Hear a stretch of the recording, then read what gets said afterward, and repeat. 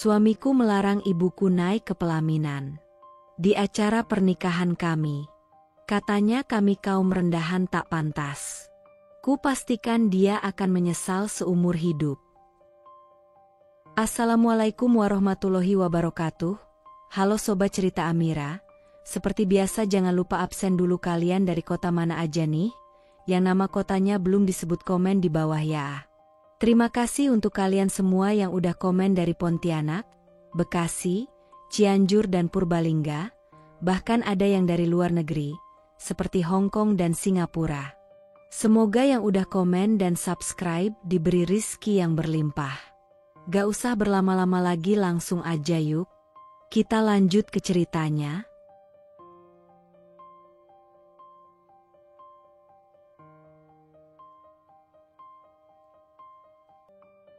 Aku adalah gadis biasa, yang tumbuh di sebuah desa kecil yang penuh keheningan dan ketenangan. Keluargaku bukanlah keluarga kaya atau terpandang, kami hanya hidup sederhana, memenuhi kebutuhan dengan apa adanya. Ayahku seorang petani, sementara ibuku adalah seorang guru di sekolah dasar terdekat. Mereka mendidikku dengan cinta dan pengorbanan, selalu mengajarkan tentang pentingnya kesederhanaan dan kejujuran. Aku bukanlah gadis yang memimpikan kehidupan mewah atau kemewahan materi. Yang aku inginkan hanya kebahagiaan, ketenangan, dan cinta sejati. Tunanganku, Revan, datang dari dunia yang berbeda. Dunia yang jauh dari milikku. Keluarga Revan adalah keluarga terpandang, kaya raya, dan sangat dihormati di kota. Ayahnya seorang pengusaha sukses yang memiliki perusahaan besar, sedangkan ibunya adalah sosok yang selalu hadir dalam acara-acara elit, selalu tampil dengan gaun mewah dan senyuman angkuh. Segala sesuatu yang dimiliki Revan, dari rumahnya yang megah hingga mobil-mobil sport yang terparkir rapi di garasi, menunjukkan betapa berbedanya dunia kami. Tapi, meskipun begitu banyak perbedaan, aku jatuh cinta padanya. Revan dengan senyumannya yang memikat dan tatapan hangat yang selalu membuatku merasa spesial. Dia adalah pria yang penuh pesona, berwibawa, dan selalu membuatku merasa seperti satu-satunya di dunia ini. Meskipun keluarganya sering menganggapku sebagai gadis dari keluarga biasa yang tak pantas untuknya, aku tetap bertahan. Aku berjuang untuk cinta kami, meskipun seringkali harus menahan air mata saat mendengar sindiran pedas dari ibunya atau tatapan sinis dari ayahnya. Aku ingin membuktikan bahwa cinta kami bukan hanya soal status sosial, tapi tentang hati yang saling mencintai dan saling menerima. Revan sendiri, meski berasal dari keluarga yang angkuh dan terlalu memandang sebelah mata orang biasa sepertiku, tampaknya benar-benar mencintaiku. Namun, semakin aku terjerat dalam hubungan ini, semakin aku merasa bahwa dunia kami tak akan pernah benar-benar menyatu. Aku, yang hidup dalam kesederhanaan, dan dia, yang hidup dalam kemewahan yang penuh aturan. Dunia kami, meskipun dipersatukan oleh cinta, selalu dikelilingi oleh penghalang-penghalang yang tak bisa aku abaikan. Namun, demi cinta, aku bertahan. Aku menutup mata pada penghinaan dan terus meyakini bahwa, pada akhirnya, cinta akan mengalahkan segala hal. Pernikahanku seharusnya menjadi kisah indah yang kutulis bersama Revan, sebuah lembaran baru yang penuh cinta dan harapan. Namun, kenyataannya, sebelum aku sempat melangkah ke altar, luka-luka kecil sudah mulai tercetak di hatiku, satu persatu, menyisakan bekas yang tak mudah dihapus. Hari itu, langit terasa cerah, seolah memberkati pertemuan kedua keluarga kami di rumah besar keluarga Revan. Aku datang bersama ayah dan ibu, mengenakan kebaya sederhana berwarna krem yang dijahit khusus oleh tangan ibuku sendiri. Ada binar bangga di mata beliau. Ada senyum hangat dari ayahku, walau aku tahu dalam hatinya beliau menyimpan rasa canggung, memasuki dunia yang terasa terlalu mewah dan asing bagi kami. Aku menatap Revan dari kejauhan. Ia berdiri di sisi ibunya, Terlihat tampan dengan kemeja putih bersih dan jam tangan mahal yang berkilat di pergelangan tangannya. Ia tersenyum kecil padaku, sebuah isyarat bahwa aku tidak sendirian. Aku membalasnya dengan senyum yang sedikit bergetar, mencoba menenangkan debaran di dadaku. Kami duduk di ruang tamu megah itu, di sofa berlapis kulit yang terasa dingin di kulitku. Pelayan mondar-mandir menyajikan teh dalam cangkir-cangkir porselen bermotif emas. Semuanya terasa begitu asing, begitu jauh dari dunia sederhana tempat aku berasal. Setelah basa-basi singkat, ayahku membuka pembicaraan dengan suara bergetar namun penuh harapan. Sebagai bagian dari tradisi keluarga kami, biasanya sebelum acara akad nikah, ada sedikit prosesi adat. Sebuah simbol untuk menghormati leluhur kami. Katanya dengan mata yang berbinar, bangga menceritakan budaya yang telah mengalir dalam darah kami selama puluhan tahun. Ibuku mengangguk, menambahkan dengan suara lembut, kami sudah mempersiapkan semuanya. Tidak besar, hanya sederhana, tapi penuh makna. Aku menggenggam ujung roku dengan gugup, menunggu respon dari pihak keluarga Revan. Namun yang kudapatkan hanyalah keheningan panjang. Sampai akhirnya, suara ibu Revan terdengar, tenang, tapi dingin seperti es. Maaf, katanya, menatapku dengan sorot mata yang sulit kuartikan, tetapi kami rasa adat seperti itu sudah tidak relevan untuk pernikahan Revan. Aku membeku. Ayahku pun tampak terkejut. Begitu pula ibuku, yang refleks saling menatapku, seolah meminta penjelasan. Ibu Revan melanjutkan, dengan nada lebih keras, lebih menohok, pernikahan Revan akan menjadi sorotan banyak tamu penting, dari kalangan bisnis, pejabat. Kami ingin semuanya terlihat modern, elegan, tidak kuno. Kata kuno itu seperti cambuk yang menghantam wajahku. Aku menahan napas, berusaha menjaga air mataku agar tidak jatuh di depan mereka. Ayahku, dengan suara serak menahan emosi, mencoba membela, tapi, Bu, ini hanya bagian kecil. Tidak akan mempengaruhi acara utama. Kami hanya ingin menjaga sedikit warisan keluarga kami. Namun ayah Revan, yang sejak tadi diam saja, akhirnya angkat bicara, suaranya berat dan dingin. Kita ini berbicara tentang image, Pak. Keluarga kami punya standar. Kalau semua orang datang dan melihat hal-hal seperti itu, apa kata dunia? Aku mengepalkan tangan di atas rokku. Mendengar kata-kata itu seolah-olah seluruh hidupku, asal-usulku, keluargaku, dianggap sebagai aib. Aku menoleh ke arah Revan, mencari dukungan, mencari secercah keberanian darinya. Tapi Revan hanya menunduk. Ia tidak berkata apa-apa. Diamnya menikamku lebih kejam dari hinaan manapun. Ibuku, yang biasanya tegar, tampak mengedipkan matanya berkali-kali, menahan air mata. Aku tahu, bagi beliau, ini lebih dari sekadar pembatalan prosesi adat. Ini penghinaan terhadap segala sesuatu yang kami junjung tinggi. Akhirnya, dengan suara bergetar, aku berkata, kalau begitu mungkin kami bisa mencari jalan tengah? Mungkin upacara adatnya dilakukan sebelum acara resepsi, tanpa perlu melibatkan tamu undangan? Aku memohon, hampir memohon. Namun Ibu Revan hanya tersenyum tipis, penuh kemenangan. Kami lebih suka semuanya langsung ke inti acara. Formal, praktis, tanpa embel-embel. Suasana semakin mencekam. Udara di ruangan itu begitu berat hingga sulit untuk bernapas. Ayahku berdiri lebih dulu. Dengan suara kaku, ia berkata, "Baiklah, kalau itu maunya keluarga besar."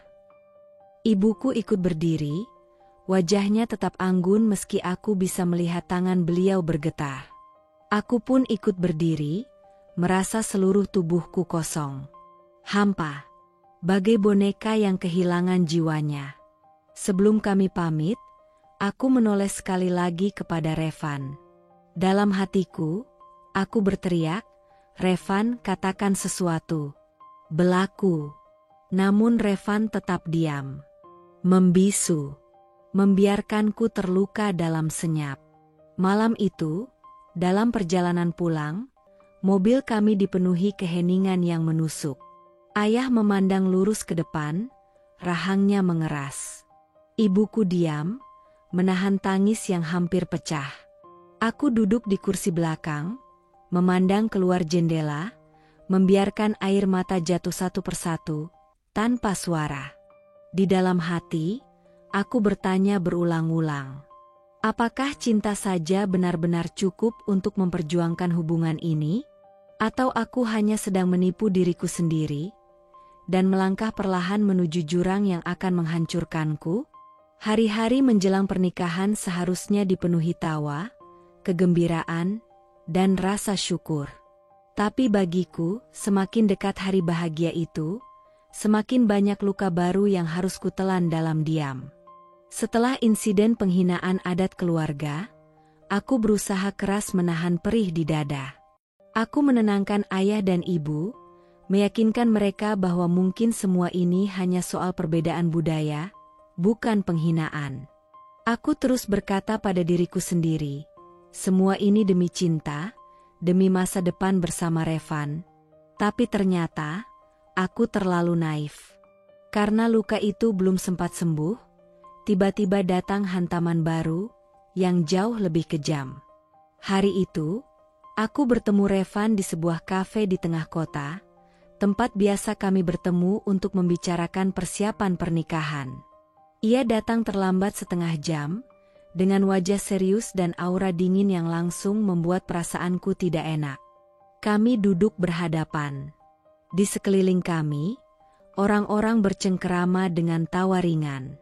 Tapi di antara kami, ada jarak yang menganga, tak kasat mata, namun nyaris bisa kurasakan mengiris kulitku.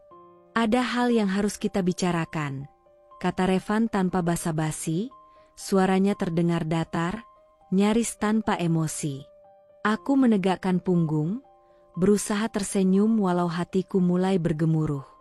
Apa itu, Revan? Dia menghela napas, lalu dengan tatapan dingin menusuk, ia berkata, tentang pelaminan. Untuk acara nanti, ibumu sebaiknya tidak perlu naik pelaminan. Aku membeku. Apa maksudmu? Tanyaku pelan, hampir berbisik, berharap aku salah dengar.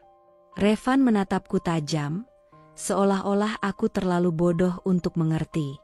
Kita sudah cukup mewakili keluarga, katanya lagi, nadanya tegas, tanpa ruang untuk bantahan. Aku, kamu, orang tuaku, itu sudah cukup. Aku merasa dunia berputar pelan. Napas terasa berat. Telingaku berdenging. Tapi sebelum aku sempat meresapi ucapannya, kalimat berikutnya meluncur dari mulutnya, lebih tajam dari pisau manapun yang pernah menusuk hatiku. Kalian kaum rendahan, katanya sambil menatapku seolah aku sesuatu yang kotor. Jangan cemari foto keluarga kami nanti. Aku terdiam. Mulutku terbuka, tapi tak ada suara yang keluar. Kaum rendahan? Apakah aku baru saja mendengar orang yang kucintai, yang kutunggu dengan sepenuh hati, menyebut ibuku, keluargaku, darah dagingku sendiri sebagai kaum rendahan? Dada ini terasa seperti dihantam palu. Mataku memanas, penglihatanku mengabur. Apa maksudmu, Revan? Suaraku bergetar, setengah berbisik, setengah berteriak dalam batin. Ibuku, dia sudah membesarkan aku dengan seluruh cinta dan pengorbanan. Dia bahkan menjahit sendiri kebaya yang akan kupakai di hari pernikahan kita. Revan hanya menatapku datar. Tak ada rasa bersalah di matanya. Tak ada penyesalan. Yang ada hanya kejenuhan, seolah ia berbicara kepada masalah kecil yang tak penting. Aku tidak mau urusan kecil seperti ini mengganggu acara besar kita. Aku harap kamu mengerti, katanya pelan, dingin. Aku menggigit bibirku keras-keras, berusaha menahan tangis yang sudah menggenang di pelupuk mata. Tapi hatiku sudah hancur. Remuk. Kau tidak pernah benar-benar menghargai keluargaku. Ya? Suaraku bergetar, serak, penuh luka. Revan mendengus ringan, lalu bersandar di kursinya, menatapku seolah bosan. Sudah kubilang dari awal, Laras. Dunia kita berbeda. Jangan terlalu membebani aku dengan hal-hal memalukan dari dunia lamamu. Aku berdiri dari kursi dengan gemetar, hampir tak mampu menopang tubuhku sendiri. Orang-orang di sekitar kami mulai melirik-lirik, merasakan ketegangan yang membara di antara kami. Tapi aku tak peduli. Untuk pertama kalinya, aku tak peduli dengan dunia di sekitarku. Dengan suara pecah, aku berkata lirih, "Kau tahu apa yang lebih memalukan, Revan? Bukan latar belakang keluargaku, tapi hatimu yang sombong dan busuk." Tanpa menunggu jawabannya, aku berlari keluar dari kafe itu, membiarkan air mata jatuh satu persatu, menodai pipiku yang dingin diterpa angin sore. Aku berlari sejauh mungkin dari sosok Revan, dari kata-kata kejamnya, dari cinta yang kini terasa begitu asing dan beracun. Dan di dalam hatiku, aku tahu sebuah retakan besar telah membelah segalanya. Sebuah pertanyaan bergema di benakku, mengiris setiap helaan napasku. Masih pantaskah aku melanjutkan pernikahan ini? Atau aku harus melepaskan, sebelum segalanya terlambat? Hari itu, rumah Revan sibuk dipenuhi persiapan akhir. Segala sesuatu harus sempurna. Itulah yang selalu ditekankan oleh keluarganya, kesempurnaan yang tak boleh ternoda, tak boleh tercela sedikit pun. Ibuku datang lebih awal, mengenakan kebaya sederhana berwarna biru langit, warnanya senada dengan tema pernikahan kami. Wajahnya berseri, penuh harapan, meskipun aku tahu di dalam hatinya masih tersisa luka dari penghinaan beberapa hari sebelumnya. Namun, ibuku, seperti biasa, memilih diam, memilih sabar. Karena demi kebahagiaanku, beliau rela menelan pahitnya harga diri. Beliau langsung menuju dapur belakang, bergabung dengan para pekerja catering yang sedang sibuk mempersiapkan hidangan untuk acara nanti. Ia ingin memastikan semuanya berjalan baik, ingin sedikit membantu, meski tahu seharusnya ia hanya tinggal duduk menunggu. Aku melihatnya dari jauh, sosok kecil itu, tangannya yang cekatan, senyumnya yang tulus, berbaur di tengah hiruk-pikuk persiapan. Hatiku menghangat, dan untuk sesaat, aku merasa semuanya akan baik-baik saja. Tapi aku salah. Sangat salah. Dari ruang tamu, terdengar suara-suara keras, suara dari Ibu Revan, yang entah sengaja atau tidak, berbicara cukup keras hingga terdengar sampai dapur. Dan kalimat-kalimat itulah yang menghancurkan dunia kecil ibuku. Aku benar-benar tidak mengerti. Suara Ibu Revan melengking, penuh jijik, mengapa kita harus berurusan dengan orang-orang seperti mereka. Ada tawa kecil yang mengikuti, entah dari siapa. Bayangkan saja, lanjutnya, suaranya semakin sinis, ibu dari mempelai wanita ikut-ikutan sibuk di dapur. Seperti pembantu saja. Tawa kembali meledak. Tawa yang menusuk lebih kejam daripada sebilah pisau.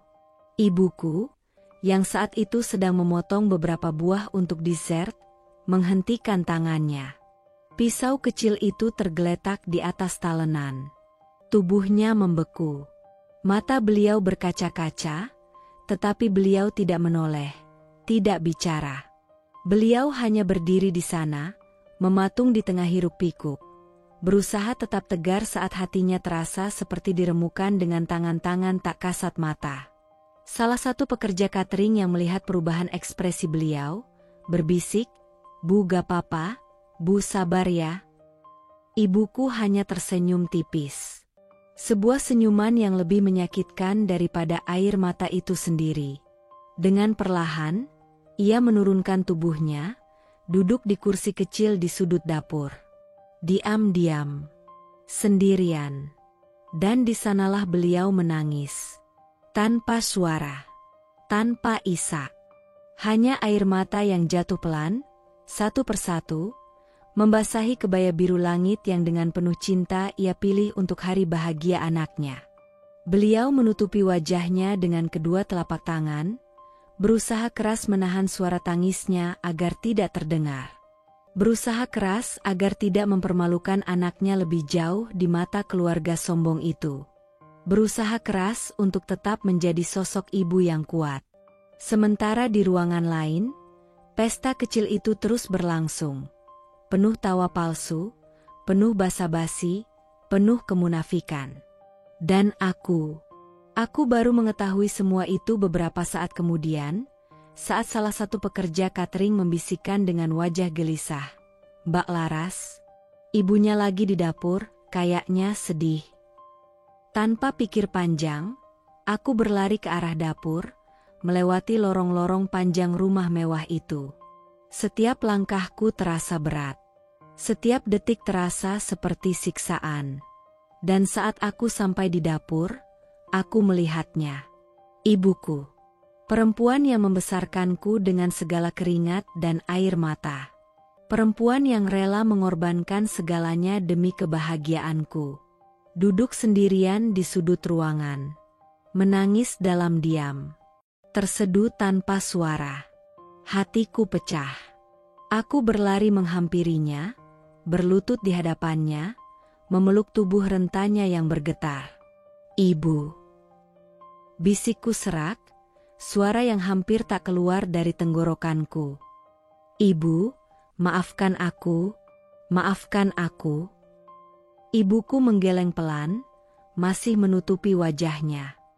"Tidak apa-apa, Nak. Ibu tidak apa-apa. Ini semua demi kamu. Ibu kuat. Ibu hanya sedikit sedih saja." Aku memeluknya erat, seolah ingin melindunginya dari dunia yang kejam. Air mataku jatuh, bercampur dengan air matanya. "Ibu tidak pantas diperlakukan seperti ini," kataku, suaraku pecah, penuh amarah dan kesedihan. "Tidak pantas, tidak ada yang pantas dihina seperti ini." Ibuku akhirnya menurunkan tangannya, menatapku dengan mata merah dan sembab, tapi tetap penuh cinta. "Ibu tidak butuh penghargaan mereka, Nak. Ibu cuma mau kamu bahagia." Aku menangis lebih keras, mengguncang tubuhnya. Bagaimana mungkin aku membiarkan beliau dihina seperti ini? Bagaimana mungkin aku masih berkeras menikahi seseorang yang keluarganya menginjak-injak harga diri keluargaku? Di sudut ruangan itu, di tengah dapur yang bau makanan dan hiruk-pikuk persiapan, aku membuat janji pada diriku sendiri. Ini tidak boleh dibiarkan. Aku harus memilih, sebelum semuanya terlambat. Malam itu, setelah peristiwa memilukan di rumah Revan, aku dan ibu pulang ke rumah kecil kami dengan perasaan hancur. Aku duduk sendirian di kamarku, menatap kosong ke arah jendela. Bulan di luar sana tampak sayu, seakan ikut merasakan berat bebanku. Aku memeluk lututku, menunduk dalam-dalam, mencoba menahan sesak yang menggumpal di dadaku. Namun, air mata tetap saja jatuh, membasahi pipiku tanpa permisi. Aku sudah memutuskan. Aku ingin membatalkan semuanya. Aku ingin lepas dari pernikahan ini. Aku tidak peduli dengan persiapan yang sudah hampir rampung. Aku tidak peduli dengan tamu-tamu yang sudah diundang. Aku hanya ingin pergi. Pergi dari semua penghinaan ini. Dengan tangan gemetar, aku mengetik pesan panjang untuk Revan, pesan perpisahan. Tapi sebelum sempat kukirim, pintu kamarku diketuk keras. Tok tok tok. "Laras, cepat keluar. Ada yang mau kita bicarakan." Terdengar suara ayahku, keras dan penuh tekanan. Aku menghapus air mata dengan tergesa, lalu membuka pintu. Di ruang tamu, kedua orang tuaku sudah duduk. Wajah mereka tegang. Bahkan ibuku, yang tadi menangis dalam pelukanku, kini duduk kaku, matanya memerah, tapi penuh tekad. Aku berdiri di hadapan mereka, hatiku sudah mengecil, firasat buruk mulai menggerogoti. Laras, suara ayah terdengar berat, kami dengar kamu mau membatalkan pernikahan. Aku menunduk, membisu. Iya, ayah. Bisikku akhirnya, suara yang hampir tak terdengar. Aku nggak sanggup. Aku nggak mau hidup dengan orang yang mempermalukan keluarga kita. Ayah menghela napas panjang, lalu menatapku tajam. Bukan dengan kasih sayang, tapi dengan tuntutan. Kamu pikir ini cuma soal perasaanmu saja, Laras? Suaranya meninggi. Kamu pikir keluarga kita bisa menanggung malu ini kalau kamu membatalkan pernikahan begitu saja? Aku terkejut. Aku mengangkat wajahku, memandang mereka dengan mata basah. Ayah, ibu, aku mohon. Aku nggak peduli sama omongan orang. Aku cuma mau bahagia. Aku nggak mau ibuku dihina lagi. Suaraku pecah, terseduh-seduh. Ibuku menunduk, menatap lantai dengan mata kosong, tak berani membalas pandanganku. Ayah berdiri dari kursinya, menunjuk ke arahku dengan jari gemetar karena emosi. Kalau kamu membatalkan pernikahan ini, kamu bukan cuma mempermalukan dirimu sendiri, Laras. Kamu mempermalukan kami semua. Suaranya bergemuruh memenuhi ruangan kecil itu. Kamu tahu berapa banyak orang yang sudah kami undang. Kamu tahu berapa banyak tetangga yang sudah tahu. Aku melangkah mundur, tubuhku bergetar. Ayah. Esakku. Apa ayah mau aku hidup dalam penghinaan seumur hidupku hanya untuk menyenangkan orang-orang yang bahkan gak peduli sama kita? Ayah gak peduli, bentaknya keras. Kamu harus tetap menikah. Kamu harus bertahan. Demi nama baik keluarga. Aku memandang ibuku, berharap ada secercah harapan. Namun beliau hanya menggeleng lemah. Suaranya nyaris tak terdengar. Maafkan ibu, nak. Katanya lirih. Tapi, ibu juga setuju sama ayahmu. Kita sudah terlanjur terlalu jauh, nak. Hatiku terasa diremas, diremukan, dihancurkan. Lalu dilemparkan begitu saja. Aku berusaha menahan isak, berusaha berdiri tegak meski kakiku hampir tak sanggup menopang tubuhku.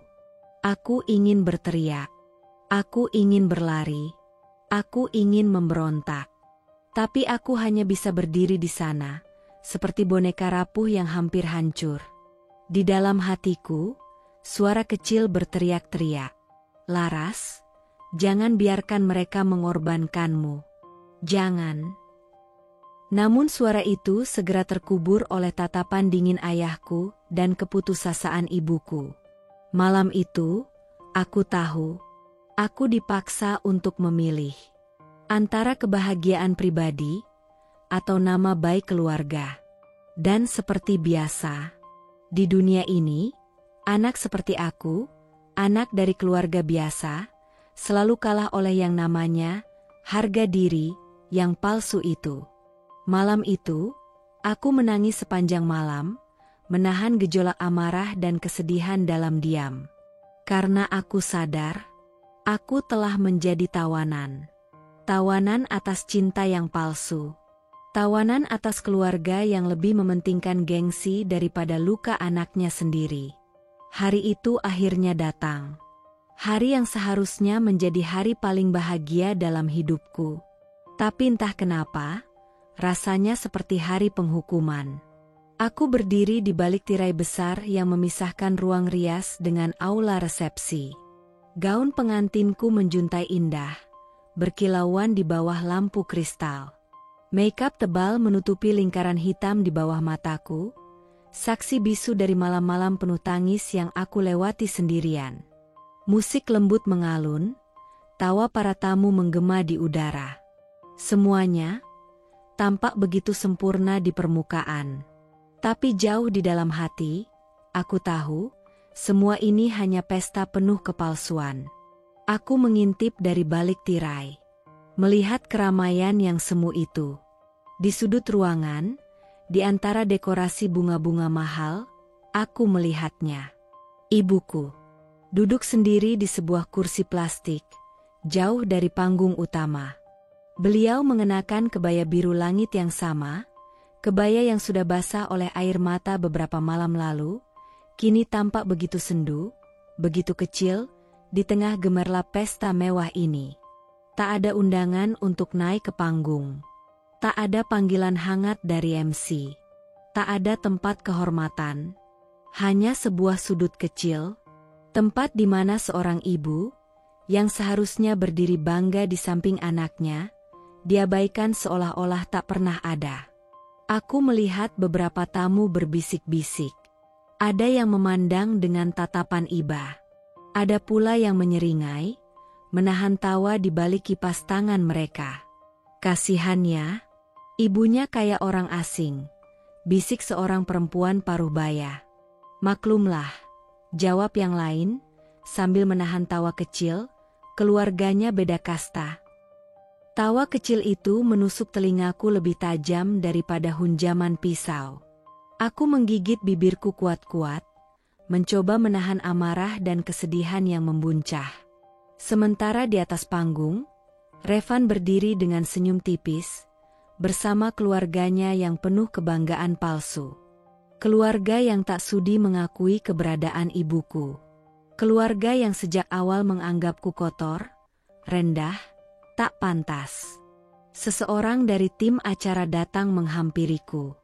"Mbak Laras, ayo siap-siap. Pengantin wanita segera masuk."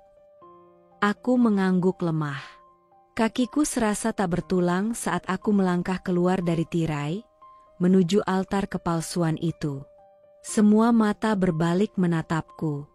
Sorot lampu kamera berkedip-kedip, mengabadikan setiap langkahku.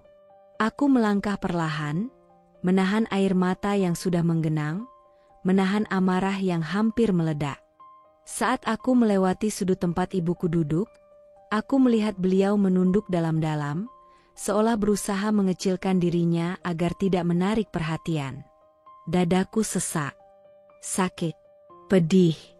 Aku ingin berlari ke arahnya, menarik tangannya, membawanya bersamaku ke atas panggung. Tapi aku tahu itu hanya akan membuat mereka semakin menghina. Jadi aku terus berjalan. Seperti boneka yang digerakkan benang tak kasat mata. Seperti pengantin yang dijual untuk harga diri yang palsu. Aku sampai di samping Revan. Kami berdiri berdua, seolah pasangan bahagia. Tangan Revan menyentuh lenganku, tapi aku menariknya perlahan. Aku tak sanggup berpura-pura. MC mulai berbicara dengan suara riang, memperkenalkan keluarga besar kedua mempelai. Menyebut nama-nama dari pihak Revan dengan penuh kebanggaan. Lalu saat giliran keluargaku, suara MC melemah. Hadir pula keluarga dari pihak mempelai wanita. Itu saja. Tak ada nama ayahku disebut. Tak ada nama ibuku. Hanya sebuah kalimat kosong, dilemparkan seadanya, untuk formalitas. Aku memandang ke sudut itu lagi. Ibuku mengangkat wajahnya, menatapku dari kejauhan. Matanya berkaca-kaca, tapi beliau tersenyum. Senyuman kecil yang begitu getir. Senyuman seorang ibu yang tahu ia tak diinginkan di tempat ini, tapi tetap bertahan demi putrinya. Air mataku akhirnya jatuh juga. Tak peduli lagi pada make up yang luntur. Tak peduli lagi pada tatapan orang. Aku berdiri di sana, di tengah keramaian, di tengah pesta megah, merasa seperti yatim piatu. Pesta itu masih berlanjut. Lampu-lampu megah bergantian menyoroti setiap sudut ruangan. Tamu-tamu sibuk bersuah foto dengan latar bunga-bunga mewah. Musik klasik terus mengalun, menciptakan ilusi kebahagiaan yang sebenarnya rapuh. Aku berdiri di atas pelaminan, tubuhku mulai terasa berat. Semua senyuman yang kuperlihatkan kini terasa seperti topeng retak di wajahku. Dan di tengah kepalsuan itu, tiba-tiba, MC berseru dengan semangat berlebihan, "Kini saatnya, kita perkenalkan sosok wanita luar biasa, ibu mertua dari mempelai wanita kita, Laras." Aku menoleh spontan. Jantungku berdegup keras. Ibu mertua? Bukankah seharusnya ibuku? Tapi sebelum sempat bertanya, Revan melangkah ke depan.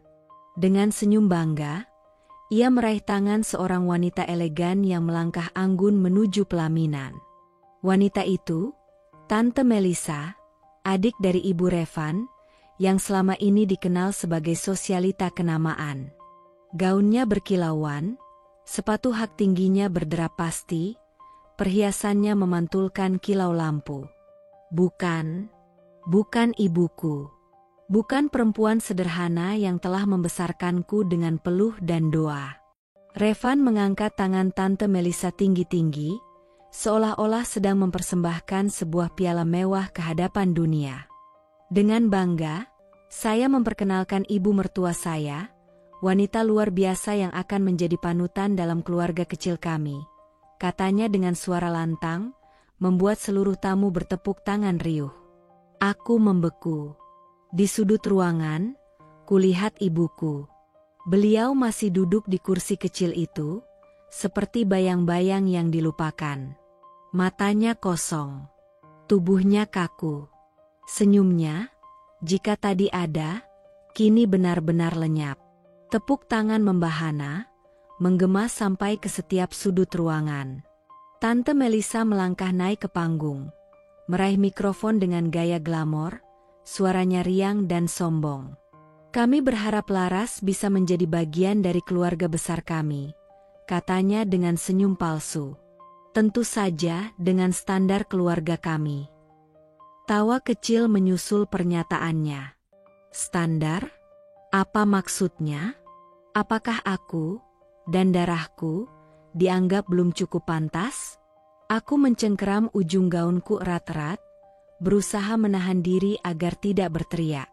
Sementara Revan berdiri di sampingku, bangga, seolah-olah telah mempersembahkan hadiah terbaik di hadapan para tamu. Aku menatapnya. Pria yang pernah aku cintai, pria yang dulu berjanji akan melindungiku, kini, di depan semua orang, dengan sadar memilih untuk menghapus keberadaan ibuku. Menghapus bagian dari diriku. Hatiku mencicit lirih. Seperti kaca retak yang tak bisa diperbaiki. Aku menunduk dalam-dalam, berusaha menyembunyikan air mata yang kembali mengalir, bercampur dengan makeup tebal di wajahku. Tangan Revan menepuk bahuku ringan, seolah ingin menunjukkan kepemilikan. "Laras," bisiknya di telingaku, penuh ketidakpedulian, "jangan menangis. Ini hari penting." Senyum. Senyum? Bagaimana aku bisa tersenyum ketika ibuku dihinakan di depan mataku sendiri? Aku mencengkeram gaunku lebih keras. Sementara itu, di sudut ruangan, ibuku menatapku. Matanya penuh luka, tapi tetap mencoba kuat. Mencoba berkata tanpa suara. "Tidak apa-apa, Nak. Ibu di sini. Ibu tidak butuh diakui. Yang penting kamu bahagia." Aku ingin berteriak. Aku ingin kabur. Tapi di tengah pesta megah ini, aku terjebak. Terjebak dalam dunia yang bukan milikku. Terjebak dalam kepalsuan yang mengubur semua harga diriku. Pesta itu terus berlangsung. Penuh tawa, penuh foto-foto, penuh omong kosong tentang kebahagiaan. Sementara itu, jauh di dalam hatiku, aku tahu satu hal. Aku tidak pernah benar-benar diinginkan di sini. Aku hanyalah tamu di dalam pernikahanku sendiri. Malam itu, malam yang seharusnya penuh kehangatan, penuh cinta. Malam yang seharusnya menjadi awal baru untuk kehidupan pernikahan kami. Tapi yang aku rasakan hanya dingin. Bukan dingin dari udara malam, tapi dingin yang menetes dari hati yang beku. Aku duduk di tepi ranjang hotel mewah itu, mengenakan gaun tidur satin putih yang dipilihkan oleh keluarga Revan, bukan pilihanku. Semuanya terasa asing. Aku bahkan tak lagi mengenali bayangan diriku sendiri di cermin. Kamar itu luas, indah, penuh bunga-bunga mahal dan lilin aromaterapi. Tapi bagiku, semuanya terasa kosong. Mati. Pintu kamar terbuka keras. Revan masuk dengan langkah lebar, masih mengenakan kemeja sisa acara resepsi, kancingnya terbuka setengah. Wajahnya sedikit mabuk, entah karena alkohol atau kemenangan yang ia rasakan malam itu. Aku menoleh pelan, mencoba tersenyum, mencoba mengobati segala luka hari ini. Revan. Bisikku ragu, suaraku hampir tak terdengar. Tanpa membalas, ia melemparkan ponsel dan dompetnya ke meja, lalu berjalan ke arahku. Setiap langkahnya terasa seperti beban menghantam dadaku. Ia berdiri di depanku, menatapku dari atas ke bawah, bukan dengan pandangan kekaguman, bukan dengan cinta, tapi dengan tatapan meremehkan. Aku mendongak, berusaha mencari setitik kasih di matanya. Tapi yang kutemui hanyalah kehampaan. Tiba-tiba, tanpa peringatan, ia berkata datar, suaranya berat dan penuh penghinaan. Bersyukurlah aku mau menikahimu. Aku terdiam. Seolah dunia di sekitarku berhenti berputar. Seolah udara menghilang dari paru-paruku. Aku menatapnya, tak percaya dengan apa yang baru saja kudengar. Apa maksudmu? Tanyaku pelan, suaraku bergetar. Revan terkekeh kecil, sinis. Ia menyandarkan tubuhnya ke dinding, menyilangkan tangan di dada. Kalau bukan karena permintaan ibu dan demi menjaga nama baik keluarga, mana mungkin aku mau mengotori garis keturunan kami dengan perempuan rendahan sepertimu. Setiap kata yang keluar dari mulutnya, seperti cambuk yang mencabik-cabik hatiku. Aku menggeleng perlahan, air mata mulai menggenang di mataku. Revan, aku mencintaimu. Aku pikir kita menikah karena saling mencintai. Ia mendengus. Dulu mungkin. Tapi lihat kenyataan, Laras. Kamu cuma beban. Kamu cuma kewajiban. Air mataku jatuh satu persatu, tanpa mampu kutahan. Aku bangkit dari tepi ranjang, mencoba berdiri tegak. Kalau kamu pikir aku beban, kenapa kamu tetap menikahiku? Suaraku pecah, berusaha mempertahankan harga diriku yang tersisa.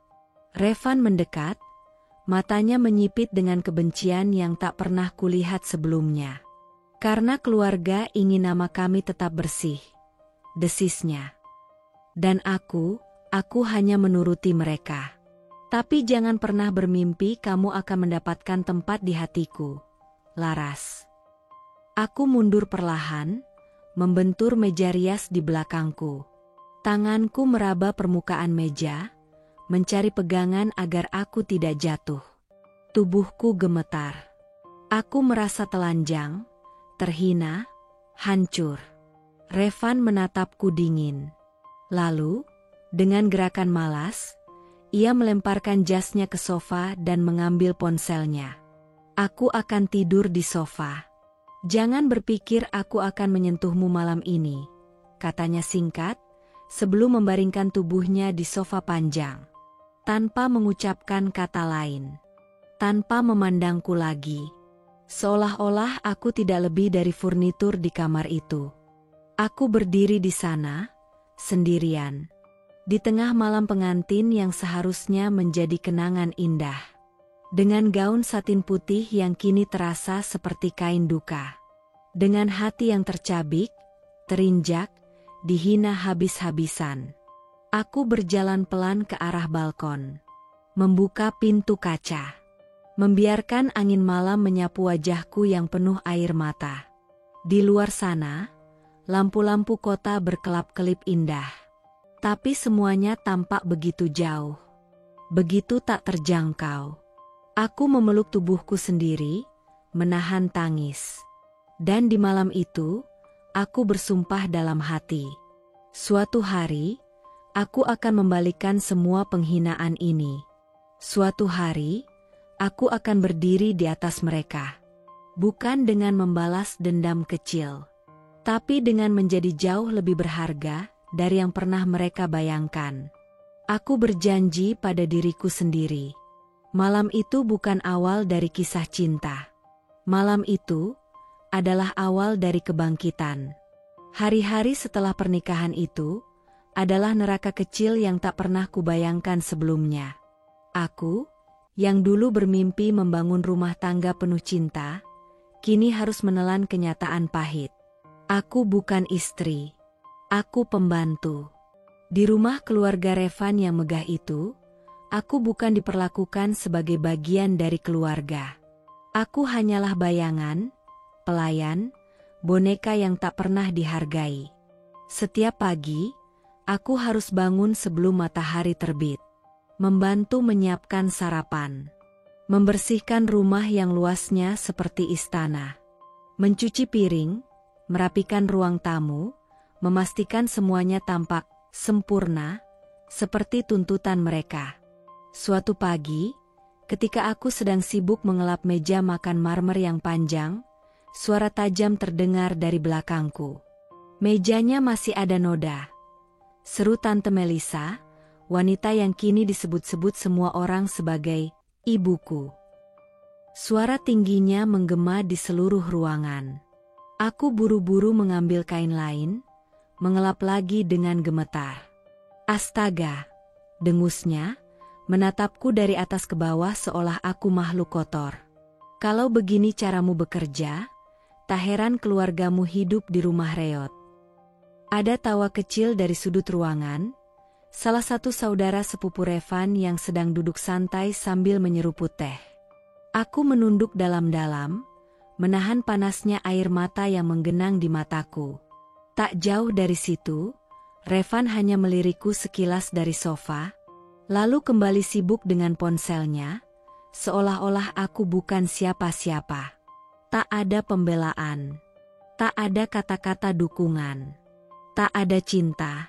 Aku sendirian.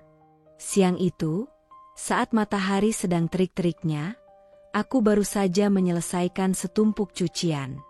Tangan-tanganku memerah, kulitku perih karena deterjen. Aku berjalan ke dapur dengan langkah gontai. Berharap bisa duduk sebentar, sekadar menarik napas.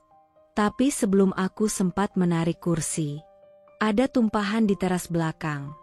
Teriak Ibu Revan dari ruang tamu. Aku menoleh, berharap itu bukan panggilan untukku. Tapi tatapan matanya mengunci mataku, dingin, memerintah. Bersihkan, bentaknya, seolah aku benar-benar pembantu rumah tangga. Aku menggigit bibirku kuat-kuat, menahan rasa sakit yang menggerogoti harga diriku. Tanpa berkata apa-apa, aku berbalik, mengambil kain pel, dan menuju ke teras. Di teras itu, ada ceceran jus yang entah siapa yang menjatuhkannya. Aku berlutut di lantai batu yang panas, mengelap noda itu satu persatu. Keringat mengalir di pelipisku. Tanganku gemetar. Dan dari jendela kaca, aku bisa melihat mereka, keluarga Revan, duduk nyaman di ruang tamu ber-AC, tertawa, bercanda, seolah-olah aku ini tak lebih dari pelayan bayaran. Malamnya, saat semua orang sudah masuk ke kamar masing-masing, aku duduk sendirian di sudut dapur. Tanganku memeluk lututku, tubuhku gemetar kelelahan. Aku mengeluarkan ponselku, menatap layar kosong. Tak ada pesan dari siapapun. Tak ada kata-kata manis dari suamiku. Aku ingin menelepon ibu. Ingin menangis di pelukannya. Ingin pulang. Tapi aku tahu, keluargaku masih mengharapkanku bertahan. Demi harga diri. Demi status, pernikahan yang sudah kadung diumumkan ke semua orang. Air mataku jatuh perlahan. 1, 2, aku menatap cermin kecil di dinding dapur. Siapa perempuan pucat ini? Siapa perempuan dengan mata sembab, tangan kasar, dan wajah lelah ini? Bukan Laras yang dulu. Aku mengusap air mataku dengan punggung tangan, lalu menatap pantulan diriku dalam-dalam. Di dalam cermin itu, aku berbisik pada diriku sendiri. Bertahan, Laras, untuk sekarang. Tapi suatu hari nanti, kamu akan keluar dari neraka ini. Bukan sebagai korban, tapi sebagai pemenang. Malam itu, untuk pertama kalinya, aku tidak hanya menangis. Aku mulai merencanakan sesuatu. Bukan balas dendam kecil. Bukan sekadar kabur. Tapi perubahan besar yang akan mengguncang dunia mereka. Dan saat hari itu tiba, mereka semua akan tahu bahwa perempuan sederhana yang mereka injak-injak ini akan berdiri jauh di atas mereka. Dengan kepala tegak, dengan hati penuh kemenangan, aku bersumpah. Hari itu, aku merasa seperti aku akhirnya bisa melawan. Sejak pernikahan kami, aku berusaha keras untuk tetap tenang. Meski hidupku berubah menjadi lautan penderitaan. Tapi hari ini, entah mengapa, aku merasa ada sesuatu yang membara dalam diriku.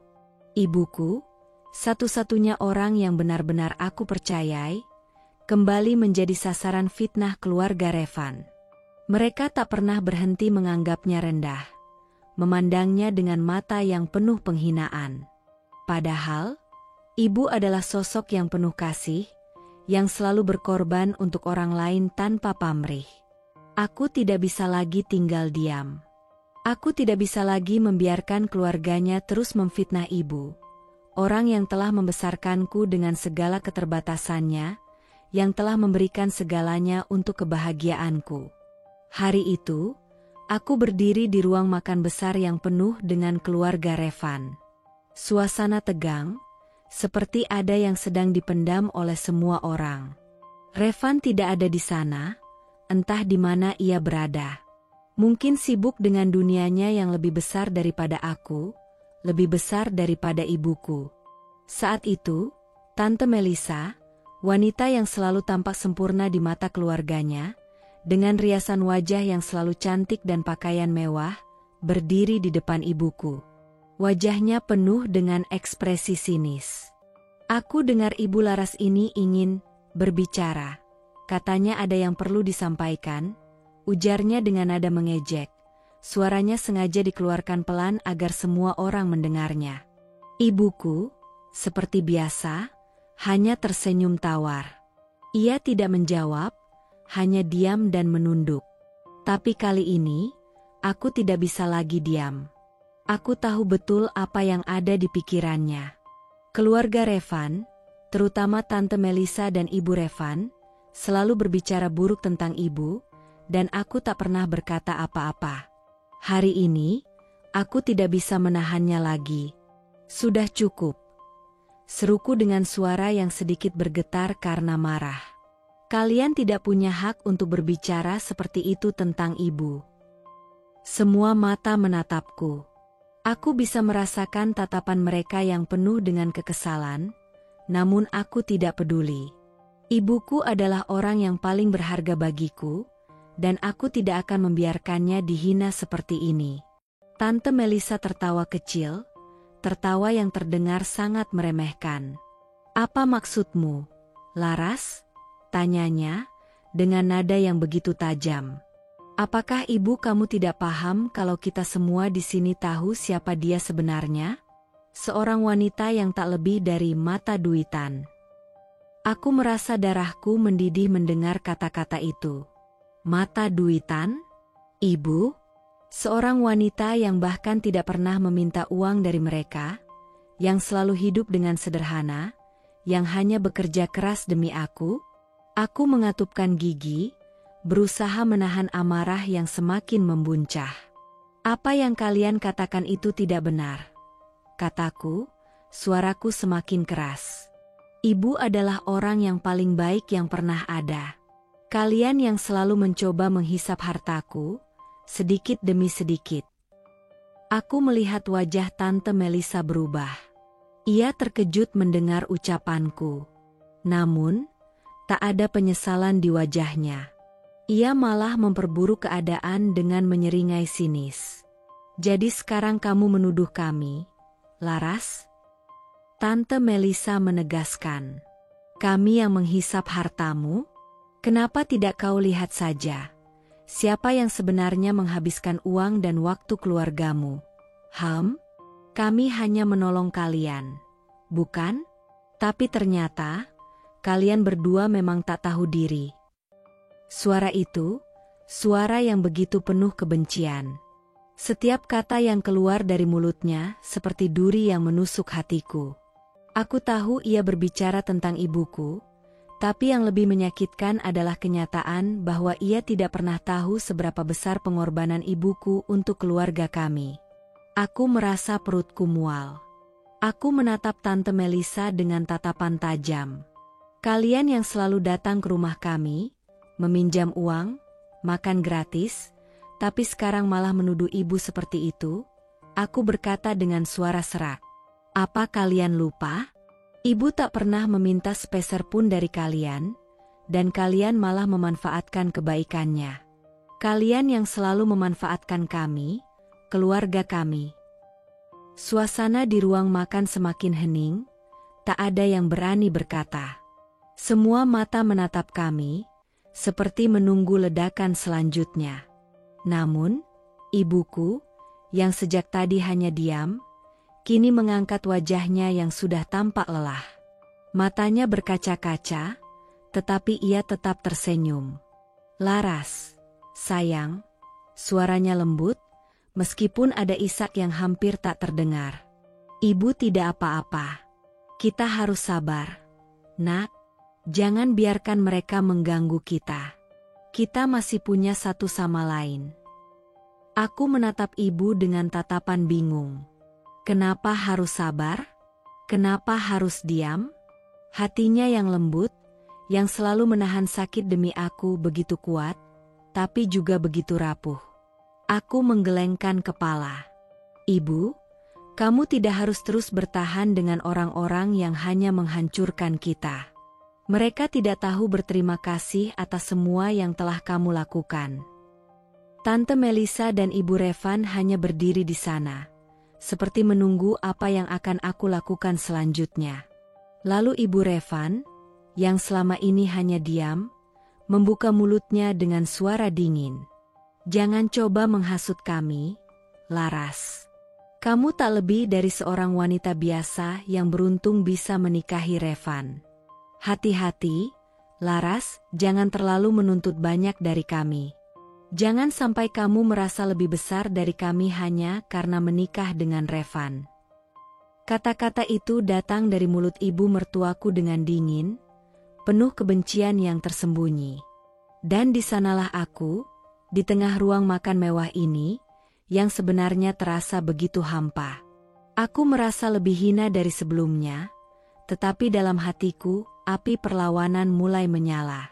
Aku tak akan diam lagi, kataku pelan, tetapi tegas. Aku akan melindungi ibu dari kalian. Kami tidak akan menjadi budak kalian lagi. Semua terdiam. Suasana menjadi sangat tegang. Namun, dalam hatiku, aku tahu satu hal dengan pasti. Aku tidak akan lagi membiarkan mereka memperlakukan ibuku seperti itu. Tidak lagi. Setiap hari, aku mulai merasakan semakin dalam perbedaan antara dunia Revan dan dunia yang aku kenal sebelumnya. Aku yang dulu penuh impian dan harapan, kini merasa seolah terperangkap dalam sebuah dunia yang tidak pernah aku pilih. Dunia yang penuh dengan penghinaan, di mana setiap langkahku hanya dipenuhi dengan penilaian dan ejekan. Revan, suamiku yang seharusnya menjadi pelindung dan tempatku bersandar, ternyata tak pernah melihatku sebagai istrinya. Baginya, aku hanya seseorang yang harus dibentuk, dihina, dan diperlakukan seperti barang. Hari itu, seperti biasa, aku sedang mencoba menata meja makan dengan hati-hati. Aku tahu betul bahwa di rumah megah ini, tak ada tempat untuk kesalahan kecil. Semua harus sempurna, tak boleh ada cacat sedikit pun, apalagi dari diriku. Keluarga Revan mengharapkan kesempurnaan di setiap detil, terutama dalam hal penampilan dan pelayanan. Namun, aku hanyalah manusia biasa yang tak bisa sempurna. Aku sedikit tergesa, sedikit menumpahkan setetes air pada kain pel. Itu adalah kesalahan kecil, tetapi cukup untuk memicu ledakan Revan. "Apa yang kamu lakukan?" Suara Revan menggema di ruangan besar itu, tajam, penuh kemarahan. "Kenapa selalu salah? Laras? Kenapa tidak bisa seperti istri-istri yang aku kenal? Selalu saja ada yang kurang." Aku menunduk, memegang kain pel dengan gemetar. "Maafkan aku, Revan. Aku akan segera bersihkan." Tapi Revan tidak peduli. Ia mendekat dengan langkah cepat, matanya menyala penuh amarah. Ia menatapku dengan wajah yang penuh rasa jijik, seolah aku adalah sesuatu yang sangat rendah. "Memang dasar kampungan," ujarnya dengan nada menghina yang tak bisa kutoleransi lagi. "Cuma orang kampungan yang bisa berbuat seburuk ini. Tidak bisa menata hidup sedikit pun, hanya mengandalkan keberuntungan." Kata-kata itu membuat hatiku tercekat. "Kampungan," ia berkata dengan begitu mudah, begitu ringan, seperti sebuah stigma yang tak bisa kuhindari, sebuah label yang ia lemparkan begitu saja, yang semakin menancap dalam hatiku. "Revan, aku minta maaf." Suaraku bergetar, tapi aku berusaha tetap tegar. "Aku hanya ingin membuatmu bahagia." "Tapi kamu tidak bisa," jawabnya keras. "Kenapa harus serba salah? Kenapa aku harus terus menanggung malu dengan istri yang serba kampungan ini?" Itu bukan pertama kalinya ia menghinaku, tetapi kali ini, rasa sakit itu begitu dalam. Ia tidak hanya menghinaku sebagai istri, tapi juga menghina seluruh asal-usulku, hidupku, bahkan orang tuaku. Aku menahan napas, berusaha tidak menangis. Aku ingin melawan, tapi kata-katanya terlalu tajam, terlalu kejam. Aku akan mencoba lebih baik lagi, Revan. Aku janji, aku berusaha mencari kata-kata yang bisa membuatnya sedikit lebih lembut. Tapi apa yang aku katakan sepertinya tidak pernah cukup. "Cobalah," ejeknya, "tapi aku rasa itu percuma. Kamu tak akan pernah cukup untuk dunia ini, Laras. Tak akan pernah bisa." Suaranya mengandung rasa jijik yang begitu dalam, seolah aku adalah beban yang harus ia bawa setiap hari. Aku bisa merasakan dadaku sesak. Hatiku hancur oleh setiap kata yang keluar dari mulutnya. Apa yang salah dengan diriku? Apa yang salah dengan keluarga kami?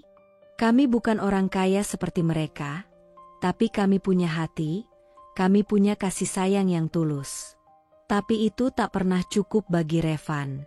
Ia berbalik dan pergi begitu saja, meninggalkanku di sana, berdiri sendiri dengan perasaan hancur, seakan seluruh dunianya runtuh di depan mataku. Aku merasa begitu kecil, begitu tidak berarti. Apa yang telah kulakukan untuk pantas diperlakukan seperti ini? Apa salahku? Aku hanya mencoba mencintainya, mencoba menjadi istri yang baik, tapi setiap usahaku selalu berakhir dengan penghinaan. Aku duduk di lantai marmer, mencoba menenangkan napasku yang terengah-engah, menahan air mata agar tidak tumpah. Aku berusaha meyakinkan diriku sendiri bahwa ini hanya sementara. Mungkin suatu hari nanti, ia akan melihatku, akan melihat betapa kerasnya aku berjuang, betapa banyaknya pengorbanan yang telah aku lakukan. Tapi pada kenyataannya, setiap hari bersamanya adalah seperti terperangkap dalam kandang emas yang penuh dengan duri. Revan tak pernah melihatku. Ia hanya melihat ketidaksempurnaku, dan itu sudah cukup untuk membuatku merasa tak ada artinya. Memang dasar kampungan. Kata-kata itu terus terngiang dalam pikiranku, dan semakin lama semakin dalam rasanya. Aku mencoba menepisnya, tapi luka itu terus menganga, semakin lebar. Malam itu, aku duduk di kamar tidur kami, mencoba untuk tidur, meskipun perasaan ini begitu berat. Aku menatap bayangan diriku di cermin. Perempuan yang dulu penuh dengan impian dan harapan kini tampak begitu hancur. Penuh dengan luka yang tak bisa sembuh. Meski aku ingin sekali menyembuhkan semua rasa sakit ini. Aku meremas selimut yang ada di tubuhku, seolah mencoba meraih kenyamanan yang tak pernah aku temui. Dan ketika aku menutup mata, aku mendengar suara Revan di luar kamar, terdengar sangat jelas. Memang dasar kampungan, katanya lagi, seperti bisikan yang terus menambah luka dalam hatiku.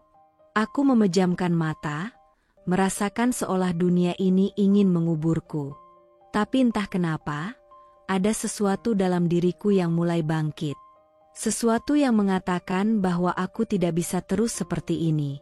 Aku tidak bisa terus dikhianati oleh kata-kata dan tindakan Revan. Aku harus melawan. Untuk diriku sendiri. Untuk ibuku. Dan untuk harga diriku yang tak bisa terus dihancurkan begitu saja. Hari-hari itu semakin berat. Namun aku tahu, di dalam hati, aku tidak akan membiarkan dirinya terus menghina aku, terus menganggapku rendah. Revan boleh saja berkata apapun, tetapi satu hal yang tak ia ketahui, aku akan berjuang untuk diriku sendiri. Aku tidak pernah membayangkan hari itu akan datang. Aku tidak pernah membayangkan bahwa perasaan cemas, rasa sakit, dan kebingunganku akan berubah menjadi kenyataan yang tak bisa aku hindari lagi. Hari itu, aku pulang lebih awal dari biasanya. Aku ingin memberikan kejutan kecil untuk Revan.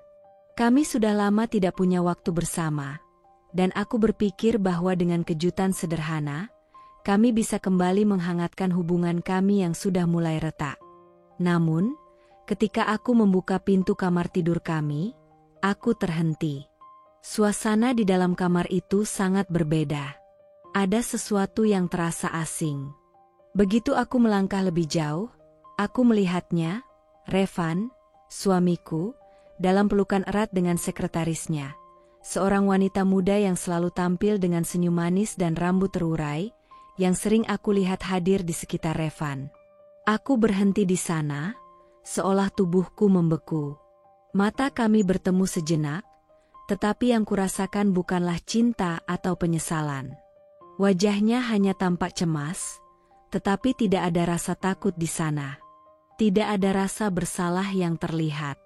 Sekretarisnya, wanita itu, segera menjauh, dengan wajah yang sedikit panik.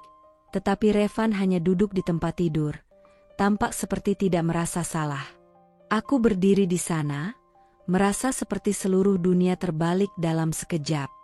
Revan, suaraku serak, seolah aku kehilangan kemampuan untuk berbicara. Apa yang kamu lakukan?